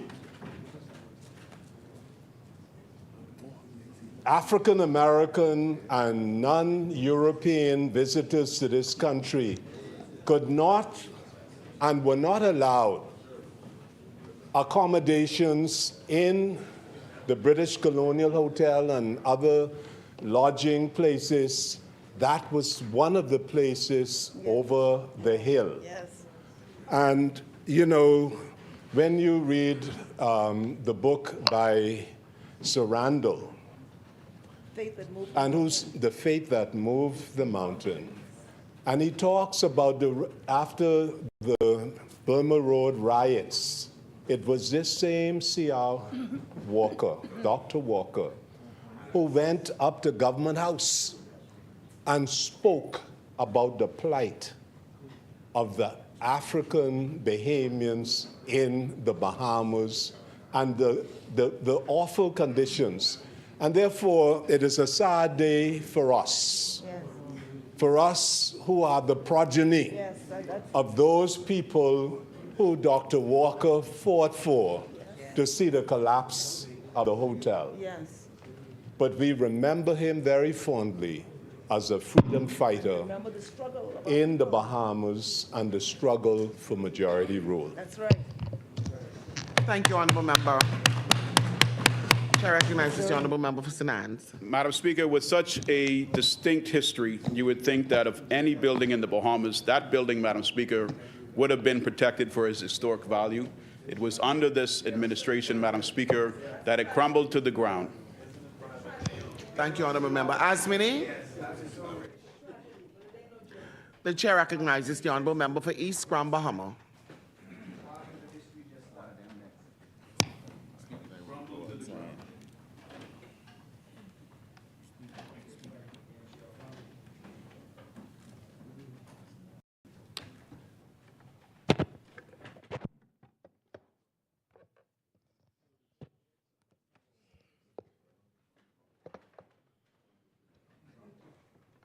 Thank you very much, Madam Speaker. Madam Speaker, again, it is a privilege to stand in this honorable place once again.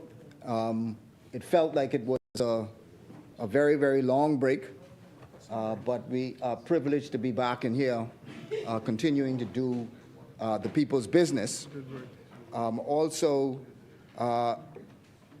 it is again a privilege to be able to represent the good and special people of East Grand Bahama. I am always and eternally grateful for the opportunity to be able to come into this place and to represent those good people. Madam Speaker, after 3 years, when the government continues to bring up the past, and they continue to speak about what they call the record of the former administration, you know, election time is coming. They met, Madam Speaker, a growing economy.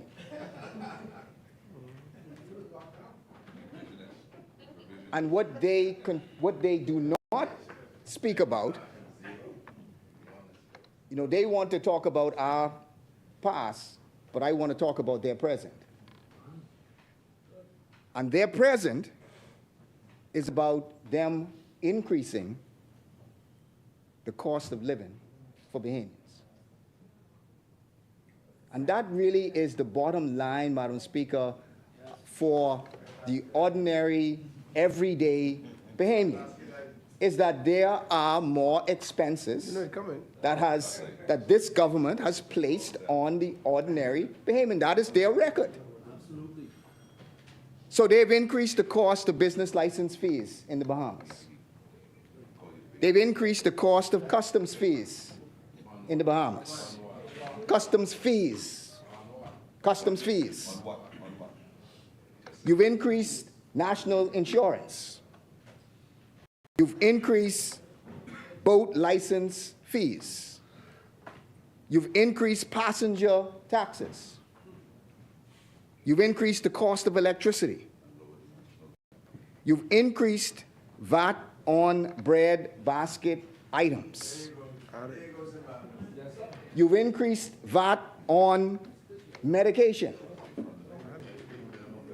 You've also increased air freight cost. And also you've increased frustration on many businesses throughout the Bahamas. The Davis administration's fiscal performance during the 2023-2024 fiscal year, you know, they put out a report just yesterday, a final 2023-2024 12-month report on their budgetary performance from July to June. The report revealed what in my view was some very disturbing trends that underscore the lack of effective fiscal management and strategic planning.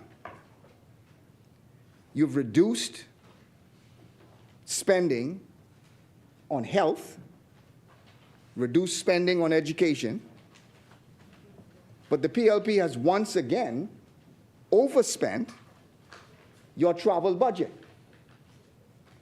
You've busted your travel budget by 42%.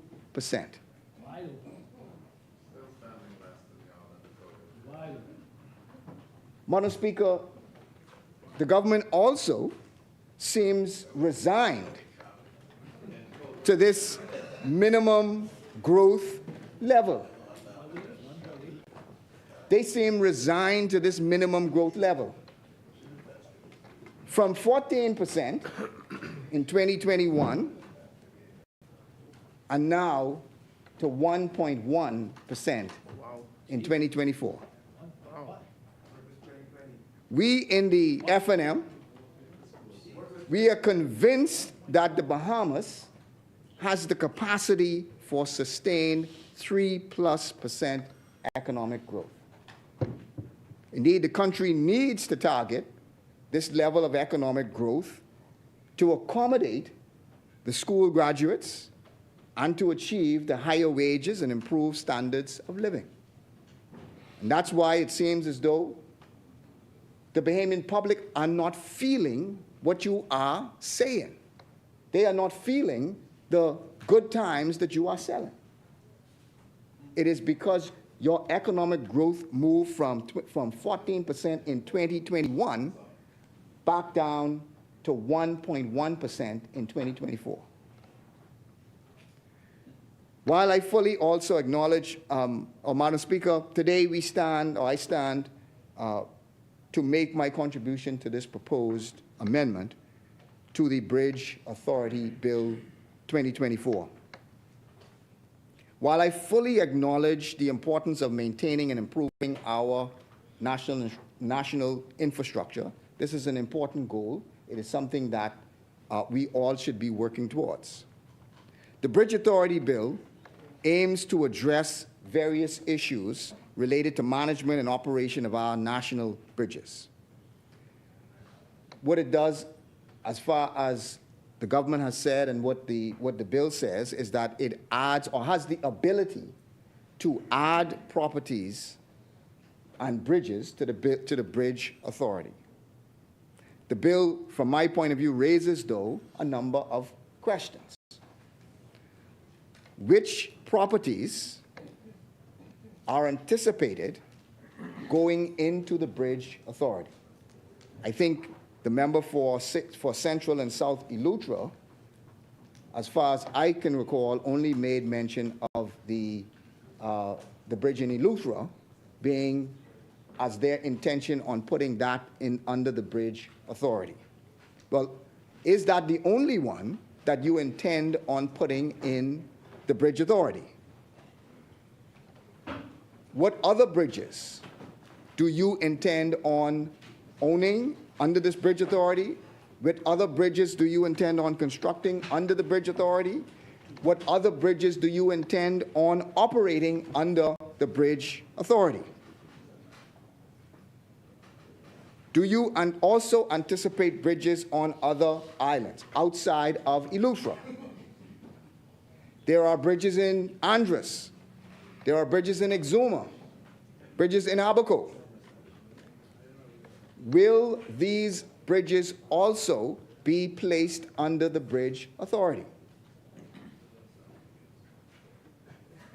The purpose of the amendment that you said under, I believe it is under Section 4E, the new Section 4E, is to cause such improvements to any bridge as designated by the minister and so on.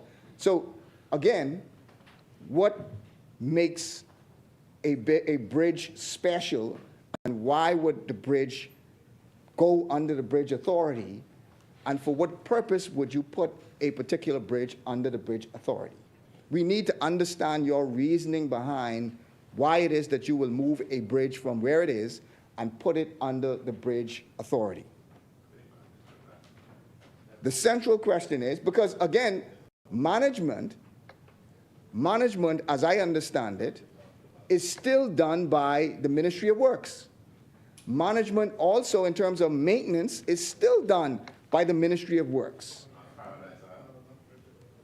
No, I'm not talking about the Paradise Island Bridge. I'm saying the present bridges are done by the Ministry of Works. So if you move a bridge from where it's at now to the Bridge Authority, does that also mean that all of the maintenance for that particular bridge, which is in Eleuthera, will also be done by the same persons who manage or who do the maintenance work for the Nassau Bridge? Or is it still going to be done by the Ministry of Works? Again, it is the question. Do you also anticipate allowing the Bridge Authority to obtain funding in order to construct and maintain other bridges throughout the Bahamas? Do you also anticipate charging a fee for the use of any other bridges in the Bahamas outside of those already under the Bridge Authority? Now, I heard the member for Central and South Eleuthera. The member for Central and South Eleuthera said, this bill does not automatically mean that if you move a bridge to the Bridge Authority, that it will now automatically have a fee that is attached to it. But that's not my question. My question is, do you intend on adding any bridge under the Bridge Authority, and do you anticipate at some point adding a fee on that particular bridge? So, for example, the bridge in Eleuthera. Once that's added there, I know it does not automatically mean a fee is attached, but is a fee in your plan? Do you anticipate having a fee for this bridge? Can you say, no, it is not in our plan, no, we do not anticipate a fee being charged on this bridge, or no, we do not anticipate a fee being charged on any bridge outside of the bridges that already have a fee attached? See, again, it is all well and good to say if we pass this today, a fee is not automatic. That's fine. But do you anticipate in the coming months, in the coming years, do you anticipate adding a fee to the bridge? Because again, Madam Speaker, the question that I raise is, if it is purely a matter of funding, if it is purely a matter of getting a loan, the government can get a loan to fix any bridge in the Bahamas. The central government can do that today. But from my understanding, the purpose of moving a bridge to the Bridge Authority is so that funds can be collected for the use of that bridge and then put back into the maintenance of that bridge. That's the whole purpose of the Bridge Authority, is to be able to collect those funds, and then they have the independence. They don't have to have those funds put back into the pool, but they have to be able to use those funds, account for them, and then those funds can then be placed back to maintain that bridge. So it's a question of being able to collect money. That's also a question. So again, the question is, if you are placing a bridge outside of New Providence, under the Bridge Authority, do you anticipate collecting funds and putting those funds under the Bridge Authority to maintain those bridges? That question has not been answered today. It's not automatic. That's not my question. My question is, do you anticipate collecting fees for any bridges that are placed under the Bridge Authority. Madam Speaker, aging infrastructure, many bridges in the Bahamas, particularly those that were built in the late 20th century, are aging and require ongoing maintenance and upkeep. Over the years, there's been significant investment in bridge maintenance and in new construction projects. The F&M maintained and did a lot of work on bridges. So there in Little Abaco Bridge, work was done to replace the causeway built by the former administration. The Fish and Hole Road Bridge in Grand Bahama was completed by the Free National Movement. Spanish Wells, Roderick Newton Higgs Bridge, work was also done on that bridge in Spanish Wells. Work was also done in Spanish Wells and on opening the bridge that connected Spanish Wells with Russell Island. In Long Island, the Newton Key Bridge, work was also done on the Newton Key Bridge. In Andros, work was also done on the London Creek Bridge, and the Stanyard Creek Bridge, work was also done on that bridge. I also heard, Madam Speaker, the member for Exuma speak about the National Investment Fund. Remember, Madam Speaker, this was a bill that we came to this place and we passed. The Prime Minister said in his contribution when we passed that bill was, and I quote him, "Upon passage of this bill, we will immediately proceed with the formation of the Bahamas Resilient Infrastructure Fund, fulfilling our commitment to creating a fund to promote partnerships for development." Well, I would like to ask the question, so what is the status of the National Investment Fund? Has the Bahamas Resilient Infrastructure Fund, has that actually been created? If it has been created, then what is it doing? What is the status of it? What are the projects that are anticipated to be done under that fund? Because again, the bill came here, we passed the bill, there was a lot of fanfare, a lot of hope and promise for Family Island development,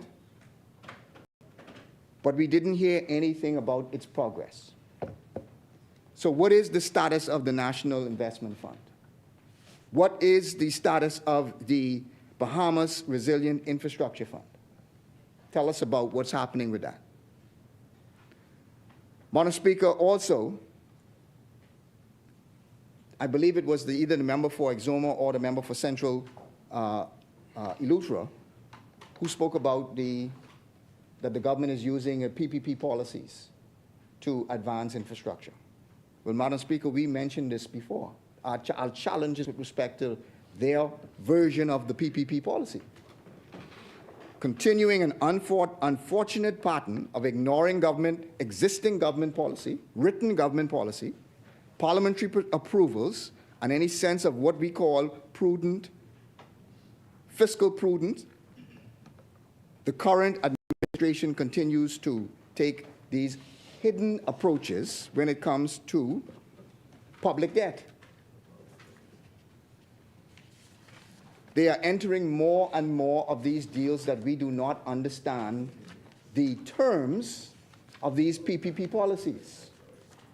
That if you are planning on borrowing $100 million for roads, what are the terms of these PPP policies? What is the interest rate? How long? What is it going to cost the Bahamian public? So you may tout the fact that you are using PPP policies, but when you use it, you do not disclose what the rates are, particularly when you have the ability to get funding from multilateral institutions at cheaper rates. The member for Exuma was able to get I believe, 2 or 3% rate. Well, how does that compare? Because you were very proud of the fact that you were able to do that and disclose that. But then why weren't the $100 million worth of roads, why was that deal? What about the interest rate in that deal? How does that interest rate in that deal compare to your 2.5% deal? So tell us about the roads. Tell us about the $100 million worth of roads and what the amount of that $100 million worth of roads is.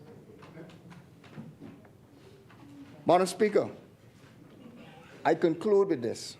In Grand Bahama, in East Grand Bahama, there are at least 3 major bridges in East Grand Bahama.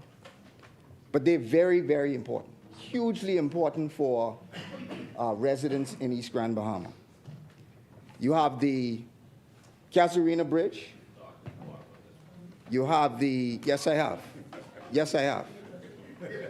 You have the Casuarina Bridge. You have the Haywood Cooper, you have the Haywood Bridge, Jack Haywood Bridge, the Jack Haywood Bridge. And then you also have the Tano Beach Bridge. And the member for Fox Hill has been very vocal with respect to, I believe, all of the bridges actually, been very vocal with respect to all of those bridges. Madam Speaker, and I want to be as responsible with how I speak about these bridges. I know I have spoken about the Casuarina Bridge on many occasions, and the delay in work, and this is, I don't lay this on the feet of the government, I lay this on the feet of the Grand Bahama Port Authority, because they're the ones who are responsible for them and Lusco, one of their companies, that they are responsible for the maintenance and the upgrade of those bridges. Well, they had the Casuarina Bridge completely closed down for a long period of time, and residents and myself had raised the question of having to travel all the way around using the Haywood, the Jack Haywood Bridge during the time when the Casuarina Bridge was completed. It took maybe 2 to 3 years for them to complete the work on that, and they're still working on the Casuarina Bridge, which appears to be the landscaping and so on this bridge, and you still cannot use the entire bridge because of the work that they have been doing. We are also getting reports of structural damages with respect to the Jack Haywood Bridge. And we are getting reports of structural damage, and in fact, the reports were that not only does the Tano Beach Bridge require repair, but the Tano Beach Bridge is in such a difficult state or such a bad state that it requires a reconstruction. There are also reports that there are folks who are even frightened to go across the bridge because of the state that the bridge is in. Smith's Point is the only access to get in and out of Smith's Point, the Tano Beach Bridge. It is the only access to Tano Beach, the iconic Tano Beach. It is the only access to Tano Beach Hotel. It is the only access to Bell Channel. This bridge, Madam Speaker, and what I also understand is the infrastructure under the bridge, the cables, the telephone cables and waters and all of those things to get into that area also is under that bridge. So that if that bridge is damaged, then all of the infrastructure and so on would also be severely damaged. Madam Speaker, again, I want to be as responsible with this as possible, because, again, these are these are reports that are coming in. No. But I'm just saying, I do not have the, and I say this quite right. I do not have the report that backs up what I've been hearing. But it is sufficient enough that we all take it seriously. And what I would ask the Port Authority, what I would say to the Port Authority and to LUSCO to do is they must have an investigation and assessment done by an independent person that has obviously the approval of the Bahamas government, that does an assessment on particularly the Taino Beach Bridge, but also that does an assessment on the Casuarina Bridge and also the Haywood Bridge, the Jack Haywood Bridge, because these are public access that my constituents have to go through every day, and if, God forbid, something happens to that bridge, it would be a disaster for the areas that need to use these bridges to get back and forward. Disaster for businesses, disaster for residents.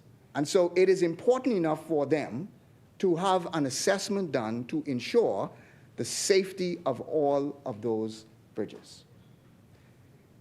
If they do not do an assessment, then I would invite the government through the Ministry of Works, who has access to experts, to have that assessment done. Because again, it is in the best interest of the people who live in those areas. So if I'm calling upon the Grand Bahama Port Authority, calling upon LUSCO to have that independent assessment done and make that independent assessment public on all three of those bridges. If they refuse to do it, then I would ask that the government, through the Ministry of Works, have that assessment done to ensure the safety of those bridges. It is of critical importance. It is of critical importance to every resident of Grand Bahama that that be done, and that we take every effort to ensure the safety of residents and the safety of businesses using the Taino Beach Bridge, using the Casuarina Bridge, and using the Jack Haywood Bridge. So, Madam Speaker, and once those assessments are done, it is incumbent upon the Grand Bahama Port Authority and incumbent upon LUSCO to ensure that whatever repairs, reconstruction that is required, it is incumbent upon them to ensure that that work is done. And if, again, that work is not done, then I would also request that the Ministry of Works have that work done and charge the Grand Bahama Port Authority and also LUSCO for the work that has been done by the government of the Bahamas, because those bridges are the responsibility, as far as I understand, they are the responsibility of the Grand Bahama Port Authority and of LUSCO. So, Madam Speaker, with those words, we do support the pieces of legislation.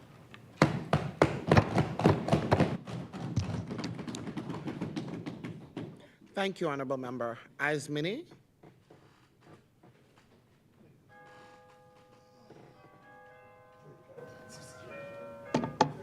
What's that? Bell tolls. What's that, Bell tolls. The chair recognizes the Honorable Member for Nassau Village. Good morning, Madam Speaker.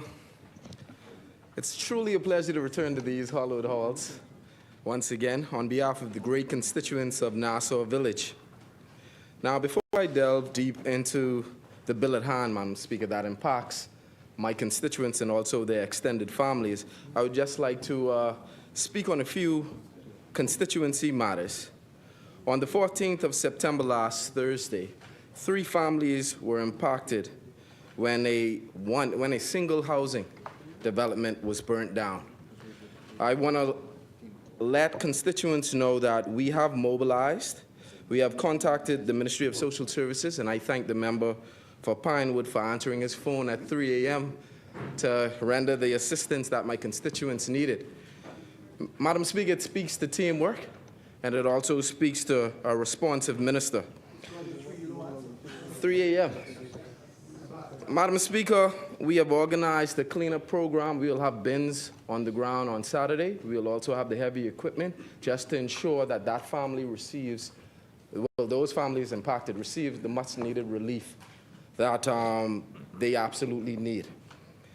Madam Speaker, I make a public call to all do-gooders in civic society who wish to assist these 3 families to provide any in-kind donations, clothes, etc., to the constituency office that's located on Churchill Street, or give us a call at 698-1996, and we'll organize pickup just to ensure that their member of parliament hears and understands their needs, and we'll also do everything in our power to provide the much-needed relief. Madam Speaker, 3 years ago, this is the anniversary of our administration's victory. 3 years ago, in the constituency of Nassau Village, we were provided with hand pumps and seeds in a bag. That is the legacy of the F&M administration as it pertains to the constituency of Nassau Village. Madam Speaker, 3 years later, we have completed a brand new tennis, volleyball, and basketball court installation in the community of Red Lion Acres, with phase 2 installation of safety nets that were most recently installed.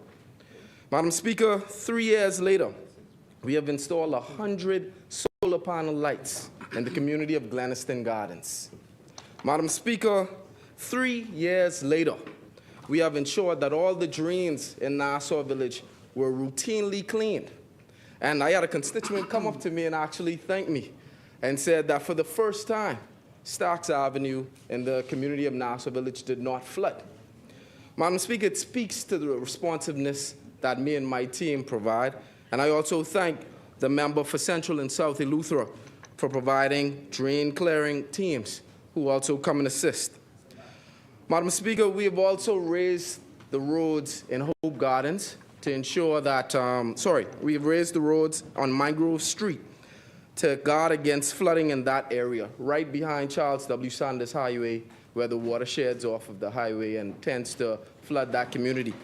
For the first time, Madam Speaker, it has not happened. Madam Speaker, 3 years later, we have repaved Taylor Street. 3 years later, we have repaved Alexandria Boulevard, Madam Speaker, 2 main thoroughfares that were completely neglected and dilapidated when I entered office. Madam Speaker, the most notable initiative that I tout is our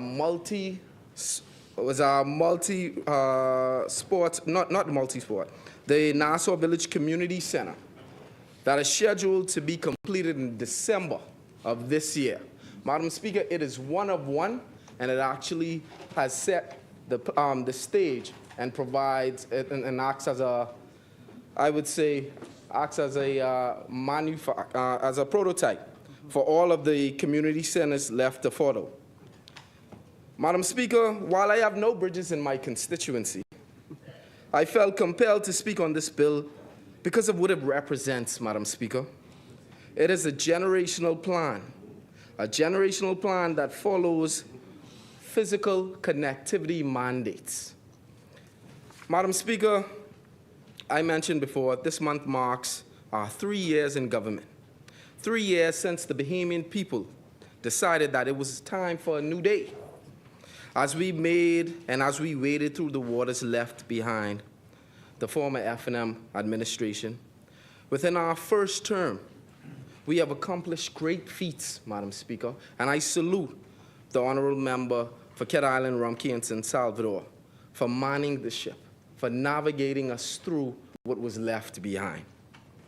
Madam Speaker, Throughout our government's time in office, we have rolled out a plan for tackling food insecurity and gotten local production up and on its way. We have not forgotten the high prices, Madam Speaker, that was left for us. When we reflect on global instability like war that impacted prices globally, our government didn't throw its hands up and surrender. We used the tools we had to ensure that we were in control of our own economic future. Madam Speaker, I reflect once again on the Golden Yoke program, which was so instrumental for our government as it pertains to food sustainability and for food procurement. Madam Speaker, food security health remains high on our government's agenda. That is why our government's action to construct a new hospital in the capital is a testament to us focusing on the long road ahead. Madam Speaker, we're not just building hospitals and houses because we want to. We're listening to the people. We're ensuring that their needs are being fulfilled. We're actioning the things that they told us they need us to action. Madam Speaker, we don't do it because of favor or flair or for family. No, Madam Speaker, we do it because we're looking out for Bahamians, each and every Bahamian. This is what they asked us for when they sent us the SOS just 3 years ago. They wanted us to rescue them from drowning in poor governance, Madam Speaker. And this government has helped keep their heads above water. Bahamians declared the country in a state of emergency 3 years ago when they voted us in to end lockdowns so that they could visit their loved ones and run their businesses once again.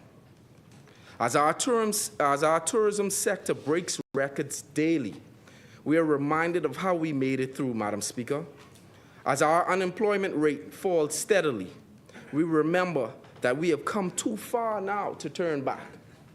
Madam Speaker, the opposition spoke about it being just a few short years to election.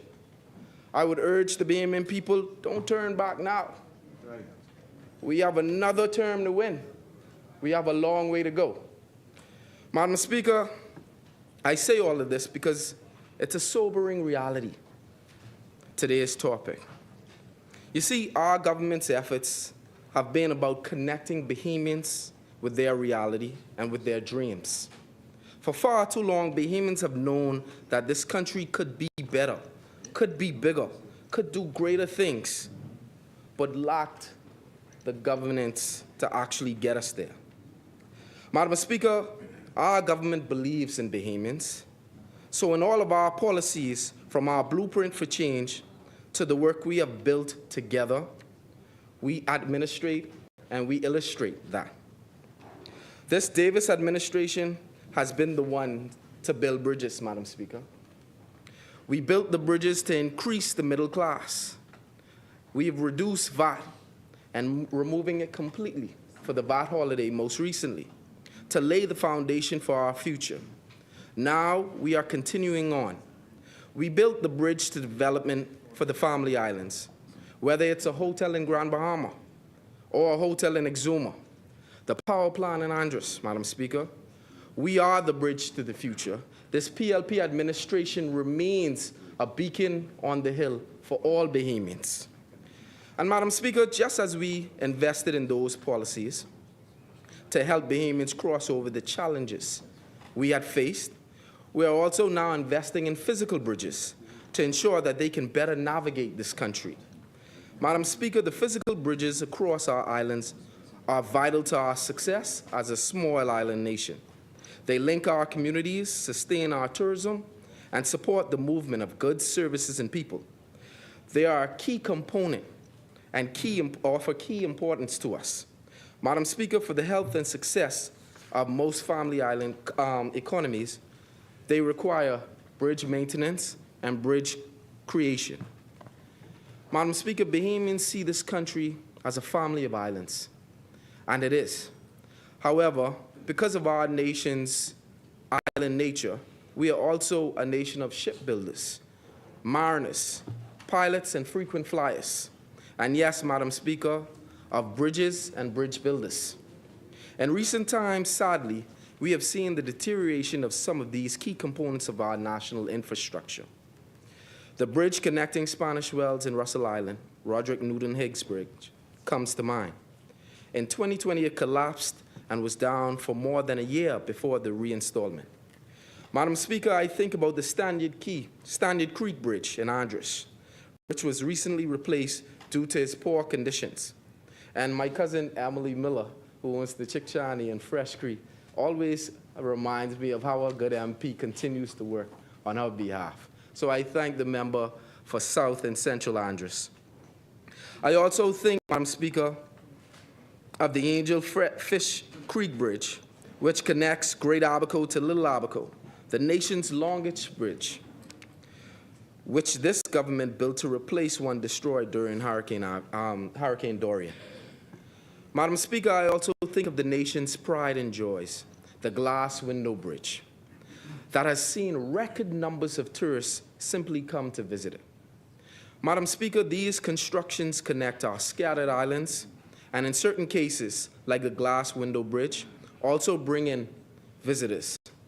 We owe it to Bahamians to defend their interests by ensuring that these bridges do not fall into further disrepair or find themselves obsolete in the face of a growing population of Bahamians. That is why, Madam Speaker, we are tabling the Bridge Authority Bill, and Nassau Village ultimately supports this bill. The Bridges Authority Bill before us is more than a matter of concrete and steel. The bill is a testament to our government's commitment to ensuring that we are building for both today and the generations to come, and ensuring that our communities can remain connected in times of need. Madam Speaker, when we campaigned on the Blueprint for Change, we gave Bahamians our word that we would invest in the infrastructure that Bahamians depend so much on to secure our island's future against increasing threats of climate change and to create opportunities for economic growth and social unity. Today, with this bill, we move forward from word to works. Madam Speaker, this bill empowers the Bridge Authority to acquire, construct, manage, and improve bridges across our beautiful archipelago. We are not just maintaining what presently exists, we are proactively preparing for future needs. Stronger bridges means stronger communities, and better infrastructure means more robust economies and more resilient economy development. In the face of hurricanes and increased risk of natural disasters, we are ensuring that our bridges are built to last. Climate change is running rampant, Madam Speaker. We see it in each and every one of our communities. We all know that certain infrastructure in our country may not have been designed to tolerate such severe and unexpected pressures. We need infrastructure bodies that have the expertise to implement climate readiness. This is a part of our broader disaster preparedness strategy, and it ensures that even in the worst of times, Bahamians will remain connected, and our economy will remain operational. The Bridge Authority, with more centralized control, would be better able to handle this growing demand. Madam Speaker, we also pledge to leverage public-private partnerships.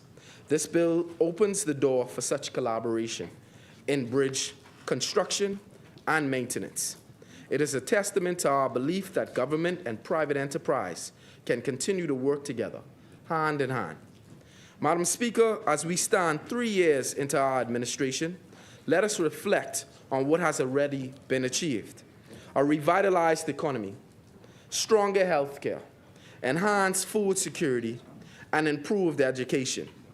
We are building bridges across all sectors, Madam Speaker, bridges to opportunity, to security, and to prosperity.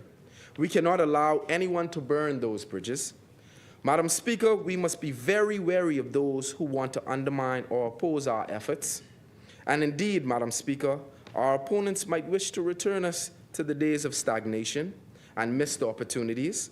They might want to burn the bridges to empowerment that we've built. But, Madam Speaker, the people of Nassau Village, indeed, the people of the Bahamas, do not wish to burn bridges. We would wish to build them. We showed Bahamians the blueprint. They hired us to build their future, And now this bill is another step to cement and maintain the work we've achieved together. So, Madam Speaker, as we debate this bill, let us remember the bridges we've already built. The bridges to food security, to better health care, to economic opportunity. Let us remember the bridges we are still building to a more resilient future, to a more prosperous Bahamas, to a country where every island and every Bahamian can reach their full potential. And let us keep moving forward, Madam Speaker, towards a brighter future. The Bahamian people have entrusted us with this, and work is underway. Nassau Village supports this Bridge Authority bill and looks forward to continuing our administration's effort to produce a stronger and more progressive Bahamaland. Thank you, Madam Speaker.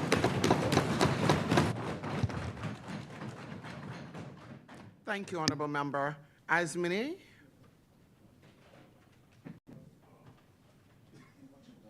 The chair recognizes the Honourable Member for Killarney.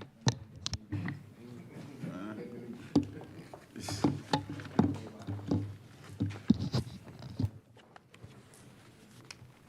been a long wait.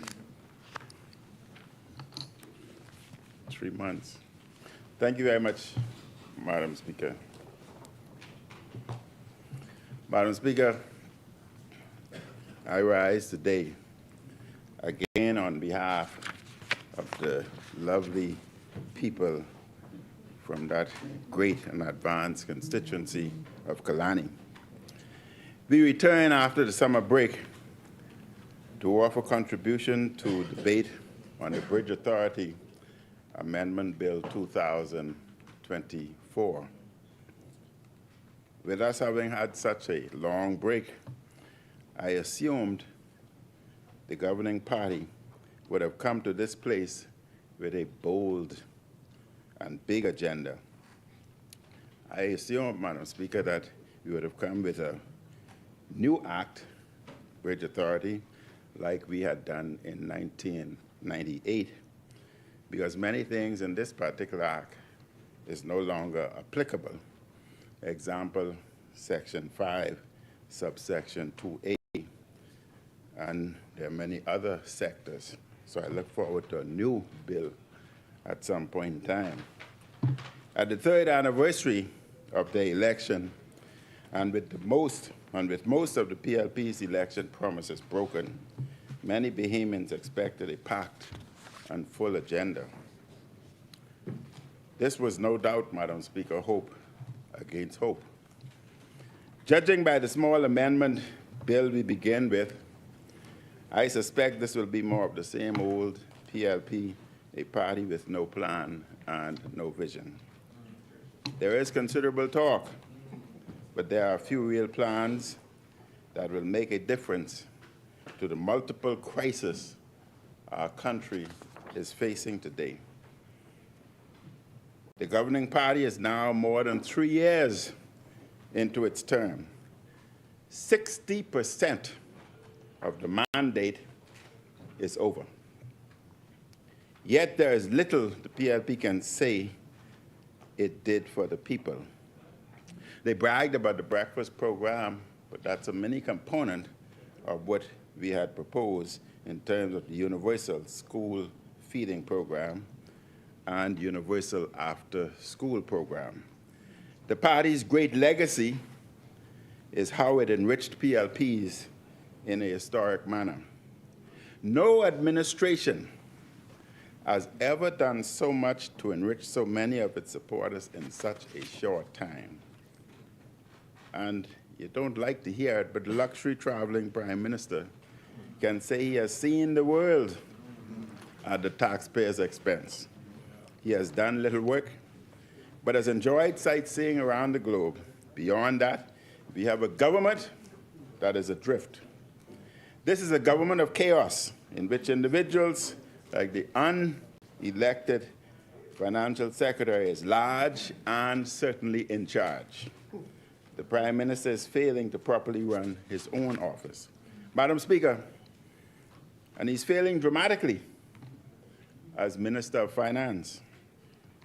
The chaos in the inland revenue is just one of the world's worst examples. the PLP's high command wakes up every day and wonders what more they could do to help PLPs while the Bahamian people continue to struggle. Madam Speaker, the Bridge Authority is a body corporate established by an Act of Parliament on June 26, 1998, as a continuation of the former Paradise Island Bridge Company Limited, which was established in 1998. The authority is the governing body that is responsible for oversight, operations, and maintenance of bridges, while managing revenues to help make it a self-sustaining body. The Bridge Authority has a board of directors headed by a chairman, supported by a deputy chairman, and a complement of other directors. The board is responsible for policy and oversight. An executive management team directs its day-to-day operations. The bill seeks to amend Section 4 of the Bridge Authority Act to make provision for vesting the Bridge Authority with the function to acquire, own, construct, manage, maintain, and operate any bridge as designated by the minister by order published in the Gazette. The amendments, Madam Speaker, also inserts after Section 5 of the Act a new Section 5A to make provision for all interest acquired by or held by the government of the Bahamas in any property appurtenant to and necessary for the construction and the use of any bridge specified in paragraphs D and E of Section 4 of the Act to vest in and be held by the providence that connects, be held by the Bridge Authority or be transferred by the government of the Bahamas to the Bridge Authority for the construction and use thereof. I support this legislation as I support the Bridge Authority and its mandate to manage such critical infrastructure. Madam Speaker, in our 4.5 years in office, we built 5 bridges. Abaco, connecting Little Abaco to Great Abaco. The bridge there was previously built by the PLP government under the member for Cat Island, who was the Minister of Works, and they had just recently finished that bridge. And immediately after completion, that area was struck by a hurricane, and Hurricane Dorian completely destroyed the bridge that was recently built by Cat Island, Rumkey, and San Salvador under his supervision. We paid approximately $8 million for that bridge, only to have it immediately destroyed. And the question today is, did we ever receive our $8 million back, or it just disappeared? We also, Madam Speaker, built the Russell Island Bridge that connected Spanish Wells to Russell Island, the Stanyard Creek Bridge, Andres, to replicate a dangerous 60-year-old bridge. In Long Island, to replace the old Newton Bridge. In the London, I'm from Andres, I should know what we did. The London Creek Andres Bridge to preserve the ecosystem. We also did, Madam Speaker, multiple repairs on the Fresh Creek Bridge and Stafford Creek bridges. And we were to advance, because Fresh Creek needs a new bridge, Madam Speaker. The challenges they face today, if there were a fire in the Fresh Creek area, the Ortec fire engine truck would dare not travel across the bridge because they feel that the bridge is not stable enough to accommodate the fire engine. And therefore, those individuals are completely exposed to no type of equipment like the fire engine. And we urge the government to look into this matter as soon as possible. In 3 years, Madam Speaker, they built no bridge, no bridges. They've started no bridges. And while we built bridges, they can't even deal with potholes throughout our Family Islands and throughout New Providence. Shirley Street during the morning is a mess, and poor direction as to direct the traffic here or there.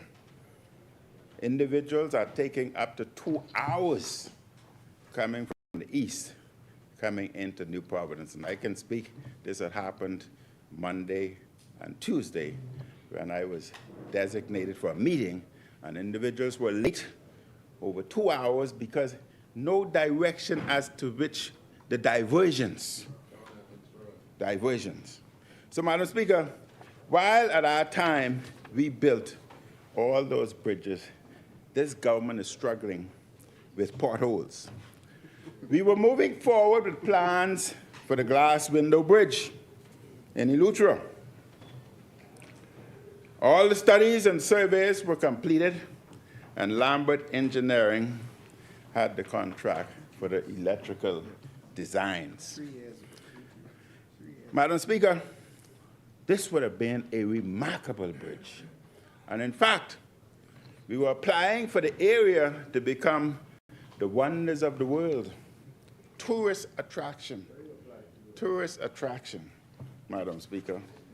And maybe the minister would inform us as to where we are with that, because the advancement of our design, my understanding, had been stopped. The authority was yet another innovation of the Free National Movement administration. It has Google that and forward that to him. It has mostly done a good job overseeing the bridges in New Providence that connect the island to Paradise Island. Madam Speaker, there were plans, just as we have the Sidney Poitier Bridge, there was plans, well advanced, to name the Eastern Bridge, Paradise Island Bridge, the Sabari Farrington Bridge. And we hope the government will advance on that so that that bridge can be named just like, no, not me, just like Sidney Poitier's bridge.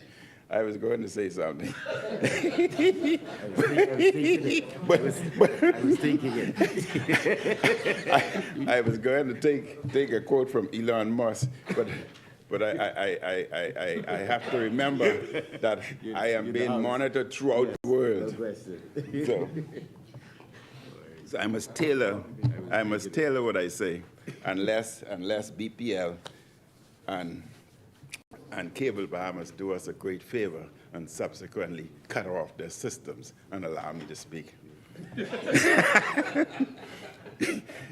But as much as BPL love to cut our power, I don't think they would do it today, not here with me.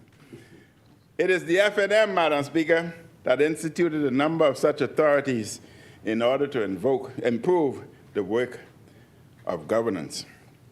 It was the FNM that established the Public Hospitals Authority. In the past several decades, the FN, what's that?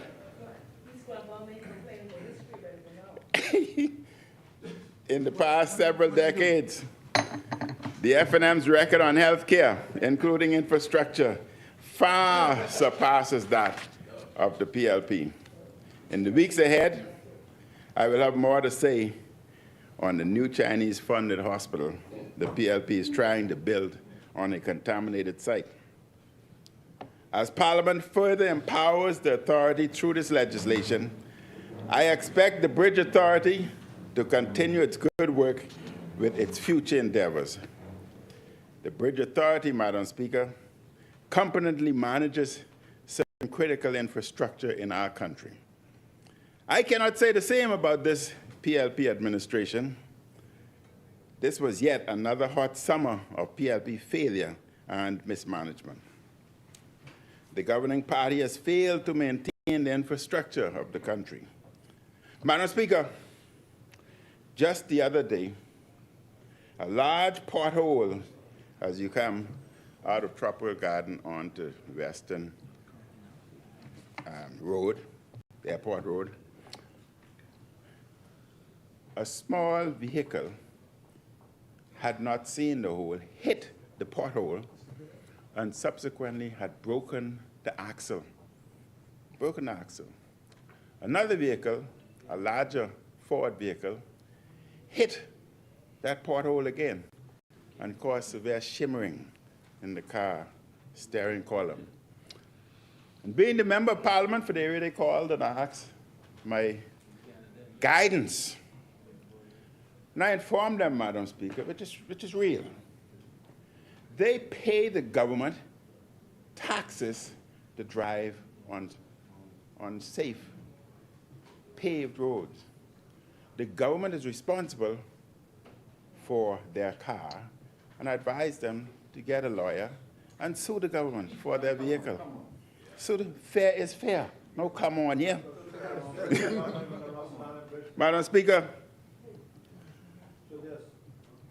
residents across the archipelago had to deal with power outages, no water, and bad roads filled with potholes because the Prime Minister cannot lead, and this PLP administration, in my view, is incompetent. The people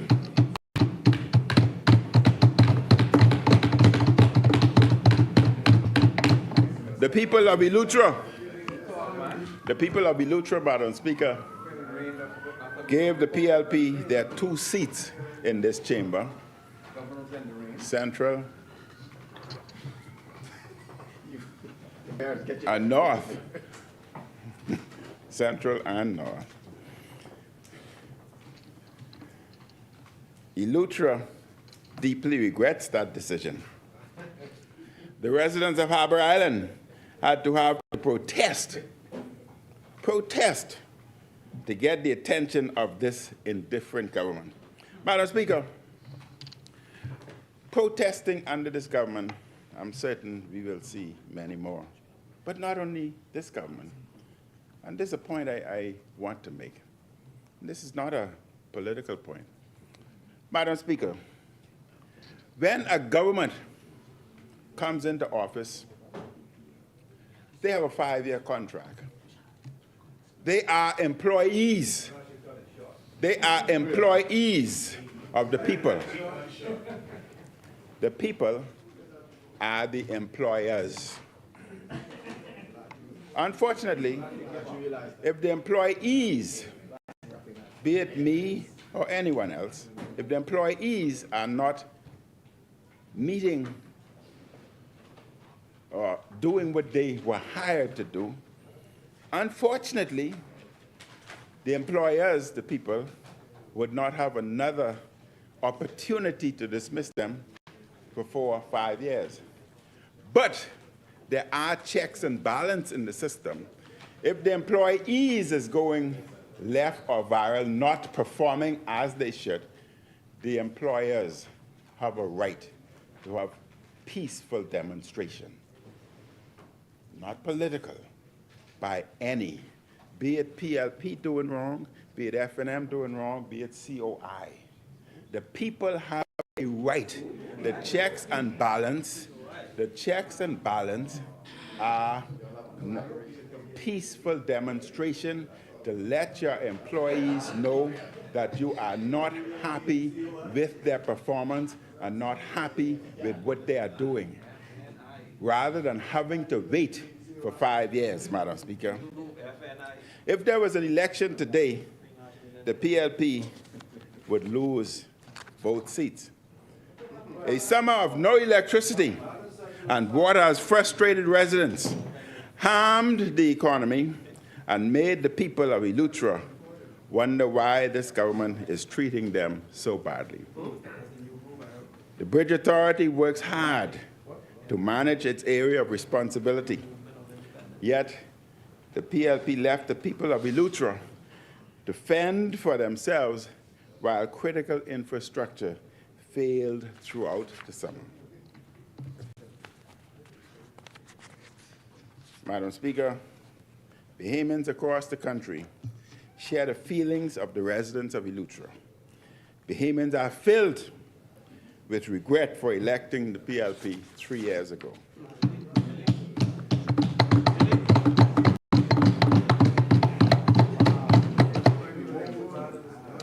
The Bridge Authority has plans and an agenda as to how it will carry out its responsibilities. It oversees a critical connection in our economy from New Providence to Paradise Island. The PLP is an aimless government when it comes to doing for the people. The only ambition Brave Davis and this PLP have is to have a good time and enjoy themselves. After 3 years, it is more than clear that they have no ambition, no vision for this country. Don't forget, they canceled the new central bank. They canceled plans for a new wing, new block similar to critical care block at Princess Margaret Hospital, which could have been up, functioning, and running. When it comes to getting PLP straight, they are focused and diligent. When it comes to removing VAT from food, medicine, or reducing murder and crime, they are uncaring, indifferent, unfocused, and slack. Madam Speaker, while I support this amendment, as mentioned earlier, I must comment again on my deep concerns regarding the likely lack of a parliamentary agenda this fall. A serious Prime Minister would have addressed the nation as to what he and his administration seek to do in Parliament this fall term. He would have addressed Bahamas grid. He would have addressed the cruise power deal. He would address the many Bahamians whose lands would have been compulsory acquired for road building or whatever, who still today are looking for payments for their land. And the cost of living continues to rise. And if they were paid for their land, that would at least assist them. One such land, Madam Speaker, outstanding is that of Pride Estate. 16 odd acres of land that was acquired, compulsory acquired from Bahamians. And today, I'll give you a copy of the legal document. I'll give you a copy. I'll give you a copy. Regardless to when it's totally immaterial. That's immaterial. That is immaterial. Today,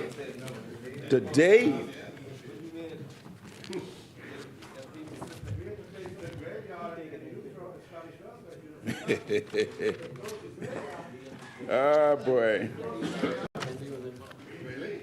What? Anyhow, Madam Speaker, he would have addressed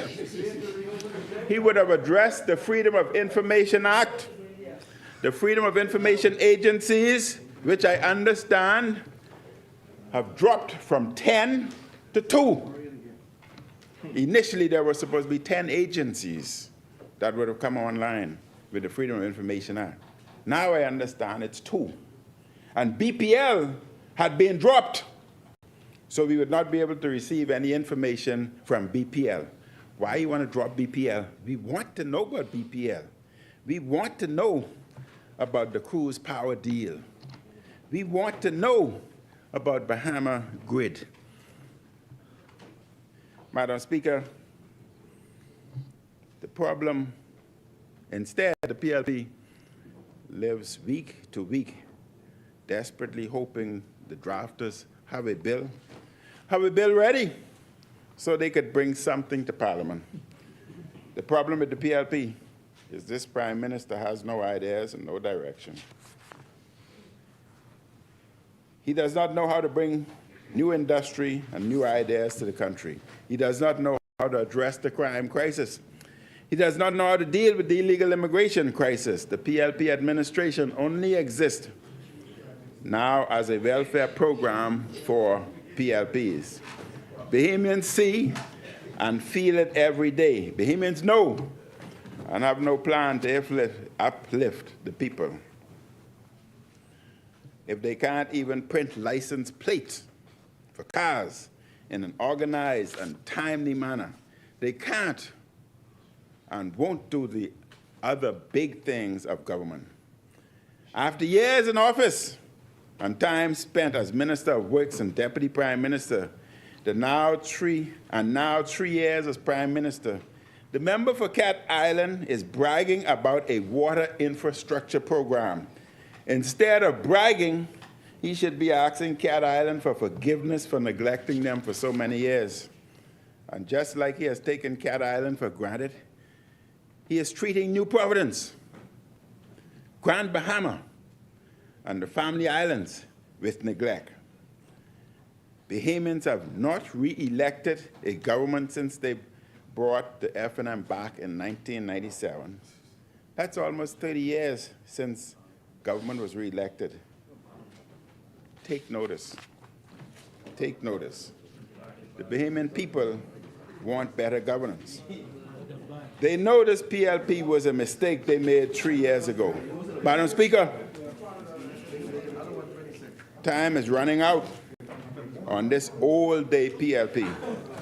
And Madam Speaker, I want to repeat again, because I want to speak to the Bahamian people.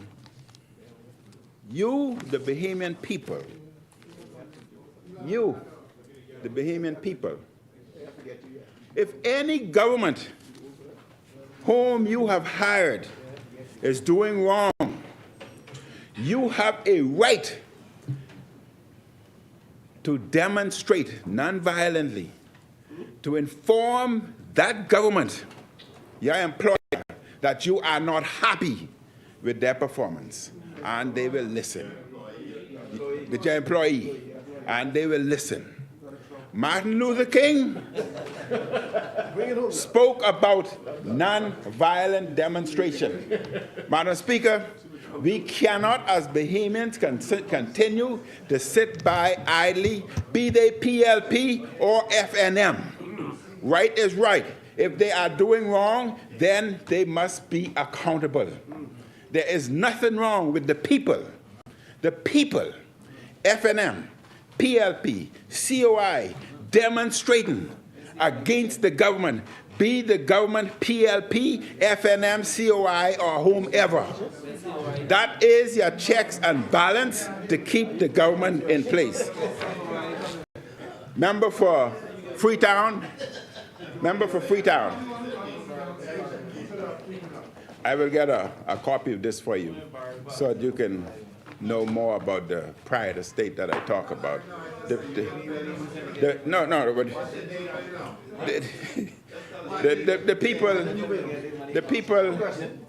We had a plan in place. The people are continuously asking for their monies for the 16+ acres, and many others are in a similar situation. Over $100 million are owed to the Bahamian people. They are only asking for their money. We had made provisions in the appropriation bill so that individuals could be paid segmentally. There's a capital appropriation bill, and there's a revenue appropriation reserve bill. Those were there for a purpose. So I ask you, pride of state 16.521 acres. The individuals are requesting, and many other individuals who had their land compulsory acquired by government. It's only fair that they be reimbursed or at least commence the payment process. Thank you, Madam Speaker. Thank you, Honorable Member. As many?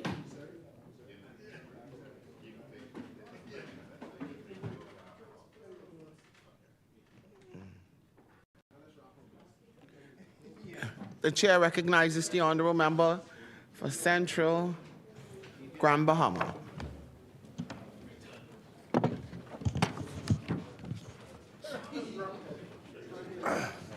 Thank you very much, Madam Speaker. Good afternoon, Madam Speaker and colleagues. I want to thank the good people of Central Grand Bahama for sending me here to represent them again for 2 consecutive terms. Madam Speaker, briefly, I would like to send condolences to several families, one to Geneva Rutherford and family who recently laid their loved one will to rest over the weekend. Condolences to the Sanders family of Waterkey and West End, who will be laying Mother Rowena Sanders to rest this coming Friday at 10 a.m., and also to the Lewis and Cooper family of Grand Key, who will be laying Roy Cooper Jr., better known as Boy, to rest on the 28th of September. Also to Stephen, Susan, and Charmaine Adderley, who recently lost their mother Janet over the weekend. And also to Chairman Lester and his mother, Dawkins, who lost a brother and an uncle over the weekend. May they all rest in peace. Madam Speaker, I'd also like to briefly congratulate the Olympic team. And as stated earlier, I'd like to advocate for more funding for that team. I believe that the Ministry of Youth, Sports and Culture is yet the most underfunded ministry in our country. Madam Speaker, I would like to also congratulate the former Director of Sports and a personal friend of mine, Tim Munnings, who was once again entered the athletic arena. And Tim competed in the World Masters Championship in Gothenburg, Sweden, where we first competed together in 1995. Tim shocked the world by winning the bronze medal in the 200 meters, his first time out, and he is now a world champion, and especially at the age of 58 years old, in the 400 meters. He is now the World Masters champion in the 400 meters, so the title now sits in the Bahamas. So once again, congratulations to Tim, and at that age, I want to encourage all of us to keep in shape, because when I saw Tim running, I got so excited, I did 4 full laps around my dining table, because I can't go no further than that. But I'm encouraged now to get in shape. It is a major achievement, and I want to encourage all of us to get involved in some sort of fitness or some healthy programs. Madam Speaker, more good news for Central Grand Bahama. The farmers market is back after a long, hot summer break. I want to encourage the vendors to continue to come out and the general public to come out and, of course, support them in their efforts. Madam Speaker, we have launched the Bring the Light program to Central Grand Bahama, where we are installing solar lights in all of the parks in Central Grand Bahama. And last night we initiated a pilot project in Hybrid Town at Lovers Beach, where we installed several solar lights in that park.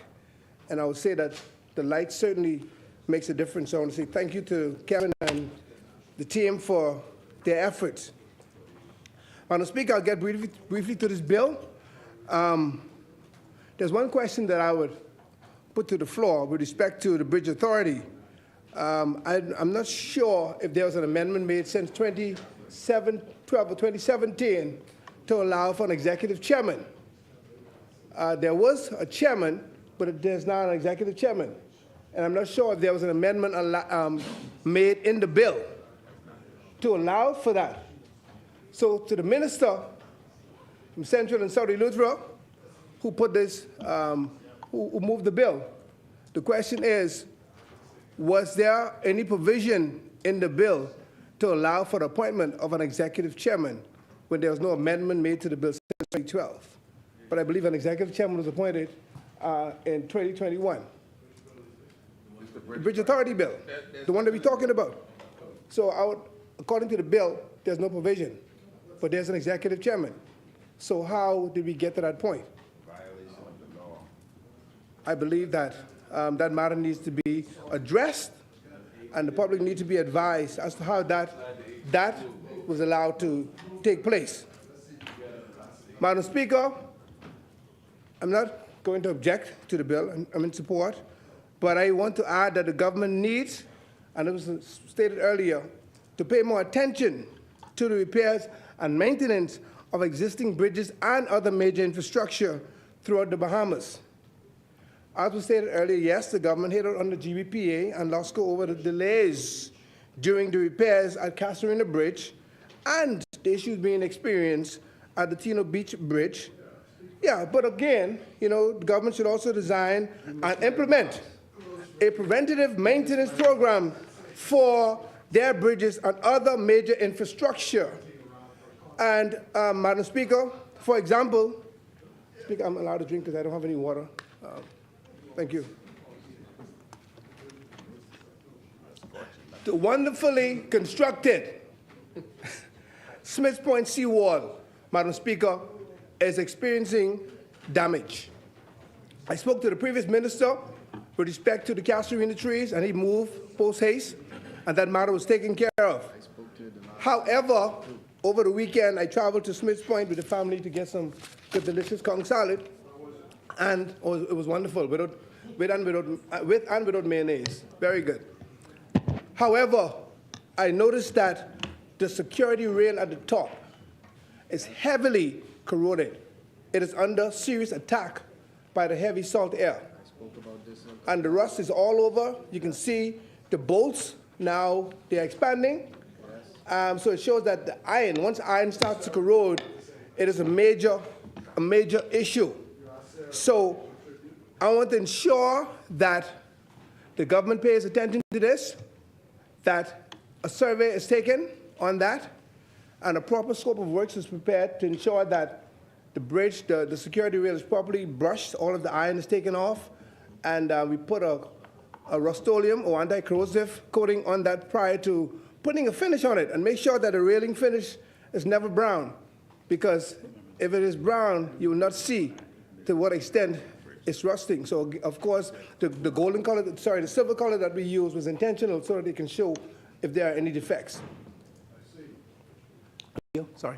Chair recognizes the honourable member for Freetown. The House sit beyond 1 p.m. to permit Central Grand Bahama to complete its contract. Thank you, honourable member. Is there a seconder? Thank you, honourable members. It has been moved and seconded that the business of this House proceed beyond the 1 p.m. hour. As many are in favour, will remain seated.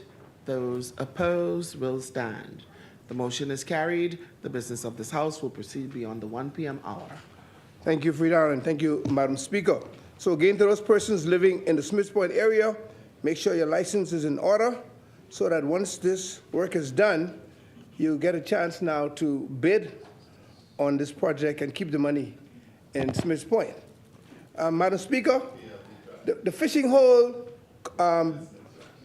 bridge and causeway, again, that was a project that was completed under the former administration.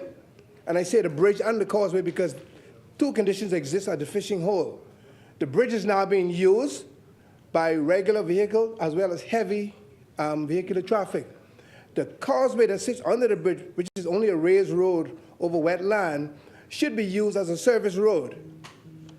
If that is constructed and put in use, the heavy equipment going to the harbor, going to the container, to Freeport Shipyard, don't need to travel over the bridge itself. So the wear and tear on the bridge will be less. So I put it to the floor before to fix that causeway and allow that to be used for heavy traffic, and it will allow the bridge itself to last longer. The road under the bridge. The chair recognizes the honourable member for Pine Ridge. Well, okay.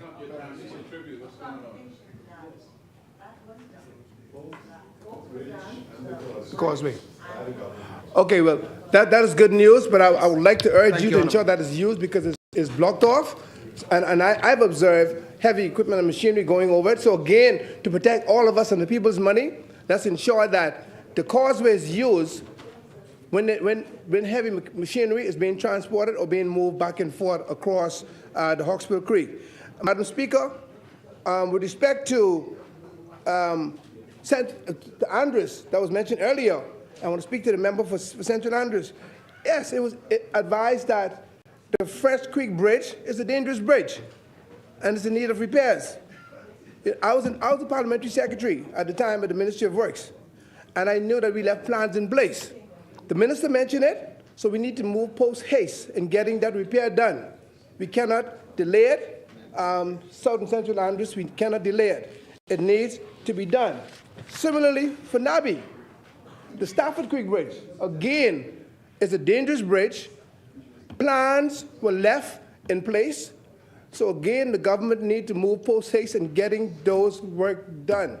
Central and South Andres, North Andres, we must get those work done. We, as was indicated earlier, we did 2 bridges in Andres in 4 years. We did the Standard Creek and the London Creek Bridge in North Andres in 4 years. So we expect they're being used. So we expect you. All the plans were in place, so there's no excuse for it not to be completed.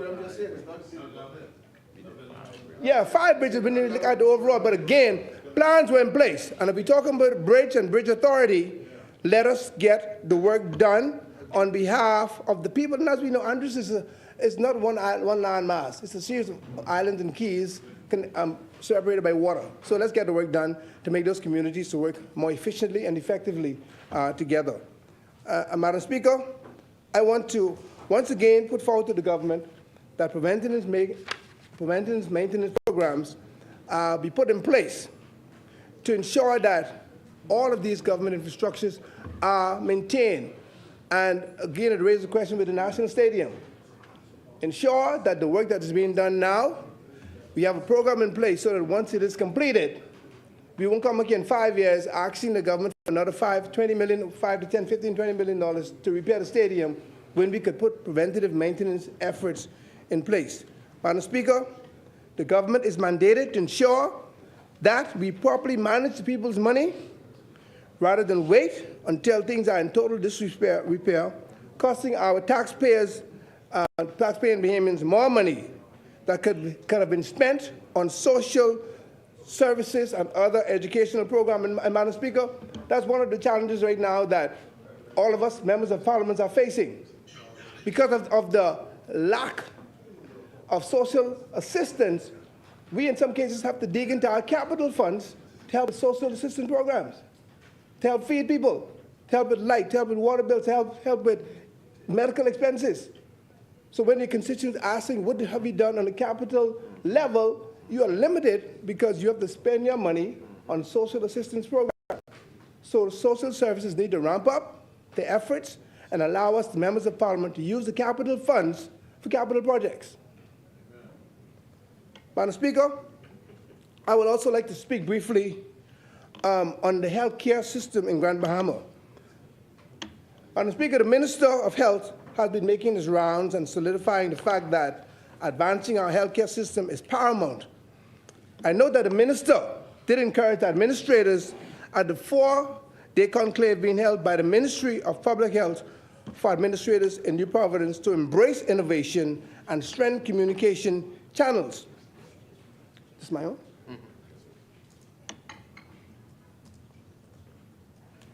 Madam Speaker, I promise you it won't be much longer. What was that? If you don't say amen, I'll keep talking. Madam Speaker, I agree wholeheartedly with the minister, but I want to slow down a bit here. As it pertains to Grand Bahama, can we both do this internally and externally? Madam Speaker and colleagues, one of the most vexing problems amongst Grand Bahamians is the long wait at the Rand Memorial Hospital. We won't debate just how long some of the wait time is, but may I offer a suggestion? What, Madam Speaker, and the minister's not here, if we implemented a telemedicine-style call center that allow patients to call in for a general screening. It must be frustrating to the nurses and doctors when someone comes into the emergency room with something that could have been dealt with at the local clinic level. But because the person is unsure and has no one to speak to about their symptoms, they rush to the emergency room and take time that could have been given to someone that really has an emergency. Oftentimes, many people just need reassurance that their symptoms aren't deadly, but the only recourse, Madam Speaker, would be to show up at the RAND because they believe that's where they're going to get help. What if there was a professional that they could speak to who will walk them through what they're experiencing? I'm not a physician, but I believe that such a conversation could help determine if that patient could now be scheduled for a visit, which could probably take less time due to the pre-screen. I would assume that the physicians and nurses would be better equipped to get the patients in and out faster. Madam Speaker, I would also assume that this innovative arm of the healthcare system could help alleviate some of the burdens on the patients and the system by allowing the general public to use this call center before making their way to the emergency room, only to find out that their case doesn't fall under the category of an emergency. I understand that there's a new facility under construction, but is it at all possible to help ease the burden sooner, before this is built? So again, let's try to find a way to ease the tension and the frustration at the Rand Memorial Hospital. Madam Speaker, I raised this issue before, and I would like to once again bring it to the floor. There has been a notable upsurge in the request for blood. Every day, multiple flyers are posted by families and organizations requesting donations of blood. The blood banks seem to always be depleted. I'm not sure if this is a global issue or just a local issue, but Madam Speaker, it is an issue. To the Minister of Health, I want to know, has some studies been done to determine what is really going on? Is this only in the Bahamas where this need is so prevalent? If a study has been done, can we commission a study to find out what is really going on with our people? Let me commend all of those individuals and organizations, Madam Speaker, who have organized blood drives, and I see the good member across the political divide, a good member from Southern Shores. He held a massive blood drive, I believe, earlier this year, and it was very successful. Now, he had to pay money, a pretty penny, to allow people to donate blood. But of course, it was a valiant effort, and I believe it was very effective. But we shouldn't even have to get to the point where persons are urged to donate blood for money. We need to really get to the bottom of this because it is a serious issue that needs to be addressed. Madam Speaker, I would like to briefly address the government investment, and this is my last point, on alternative and renewable energy, especially solar energy. I'm sure that every Bahamian would agree that this has been a hot and frustrating summer. In regards to Grand Bahama, we are all aware of the high energy prices being paid by the people of Grand Bahama, along with the recent spate of outage coupled with the rate increase requested by the Grand Bahama Power Company. Although we have not seen a formal request, we believe that it is underway. Madam Speaker, I urge the government to prioritize the advancement of its solarization project with haste. I also urge the government, Madam Speaker, just as the Minister of Health encouraged administrators to embrace innovation, I urge the government to do the same in the energy sector and offer deep incentives to all Bahamians to invest in alternative energy solutions for their homes and businesses, and for the government to offer assistance to Bahamians who chooses to do so. Lord knows, Madam Speaker, I don't want to go through another summer like this. No. It was frustrating. It is vexing. It is risky to people's lives, their health. We were chosen not just to be politicians, but to be leaders. The people do not want politicians now. They want leaders. Let us be the leaders in trying to find ways to make it better for our people. The load shedding, the blackouts, the high energy bills must stop. Having said those few short words in 18 minutes, Madam Speaker, I know everyone is hungry and ready to go to lunch. Central Gun Bahamas stands in support of this bill. Thank you, Honourable Member. As many, who will take the floor? The Chair recognizes the Honourable Member for Central and South Andros.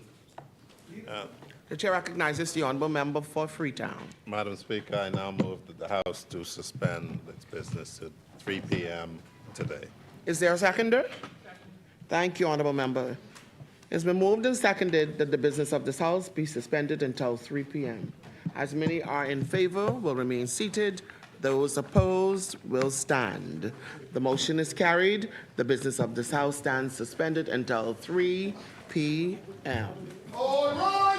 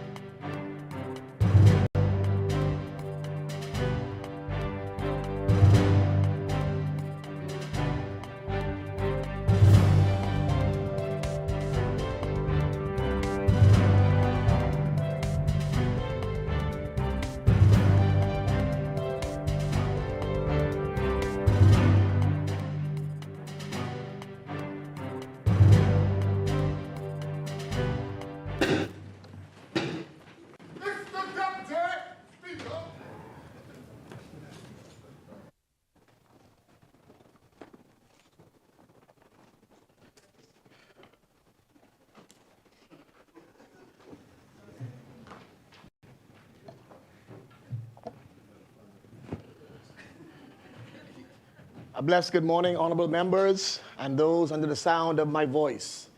In our Moments of Impact devotional segment, I'll be sharing part 2 of a devotional entitled, The Importance of Character in Leadership.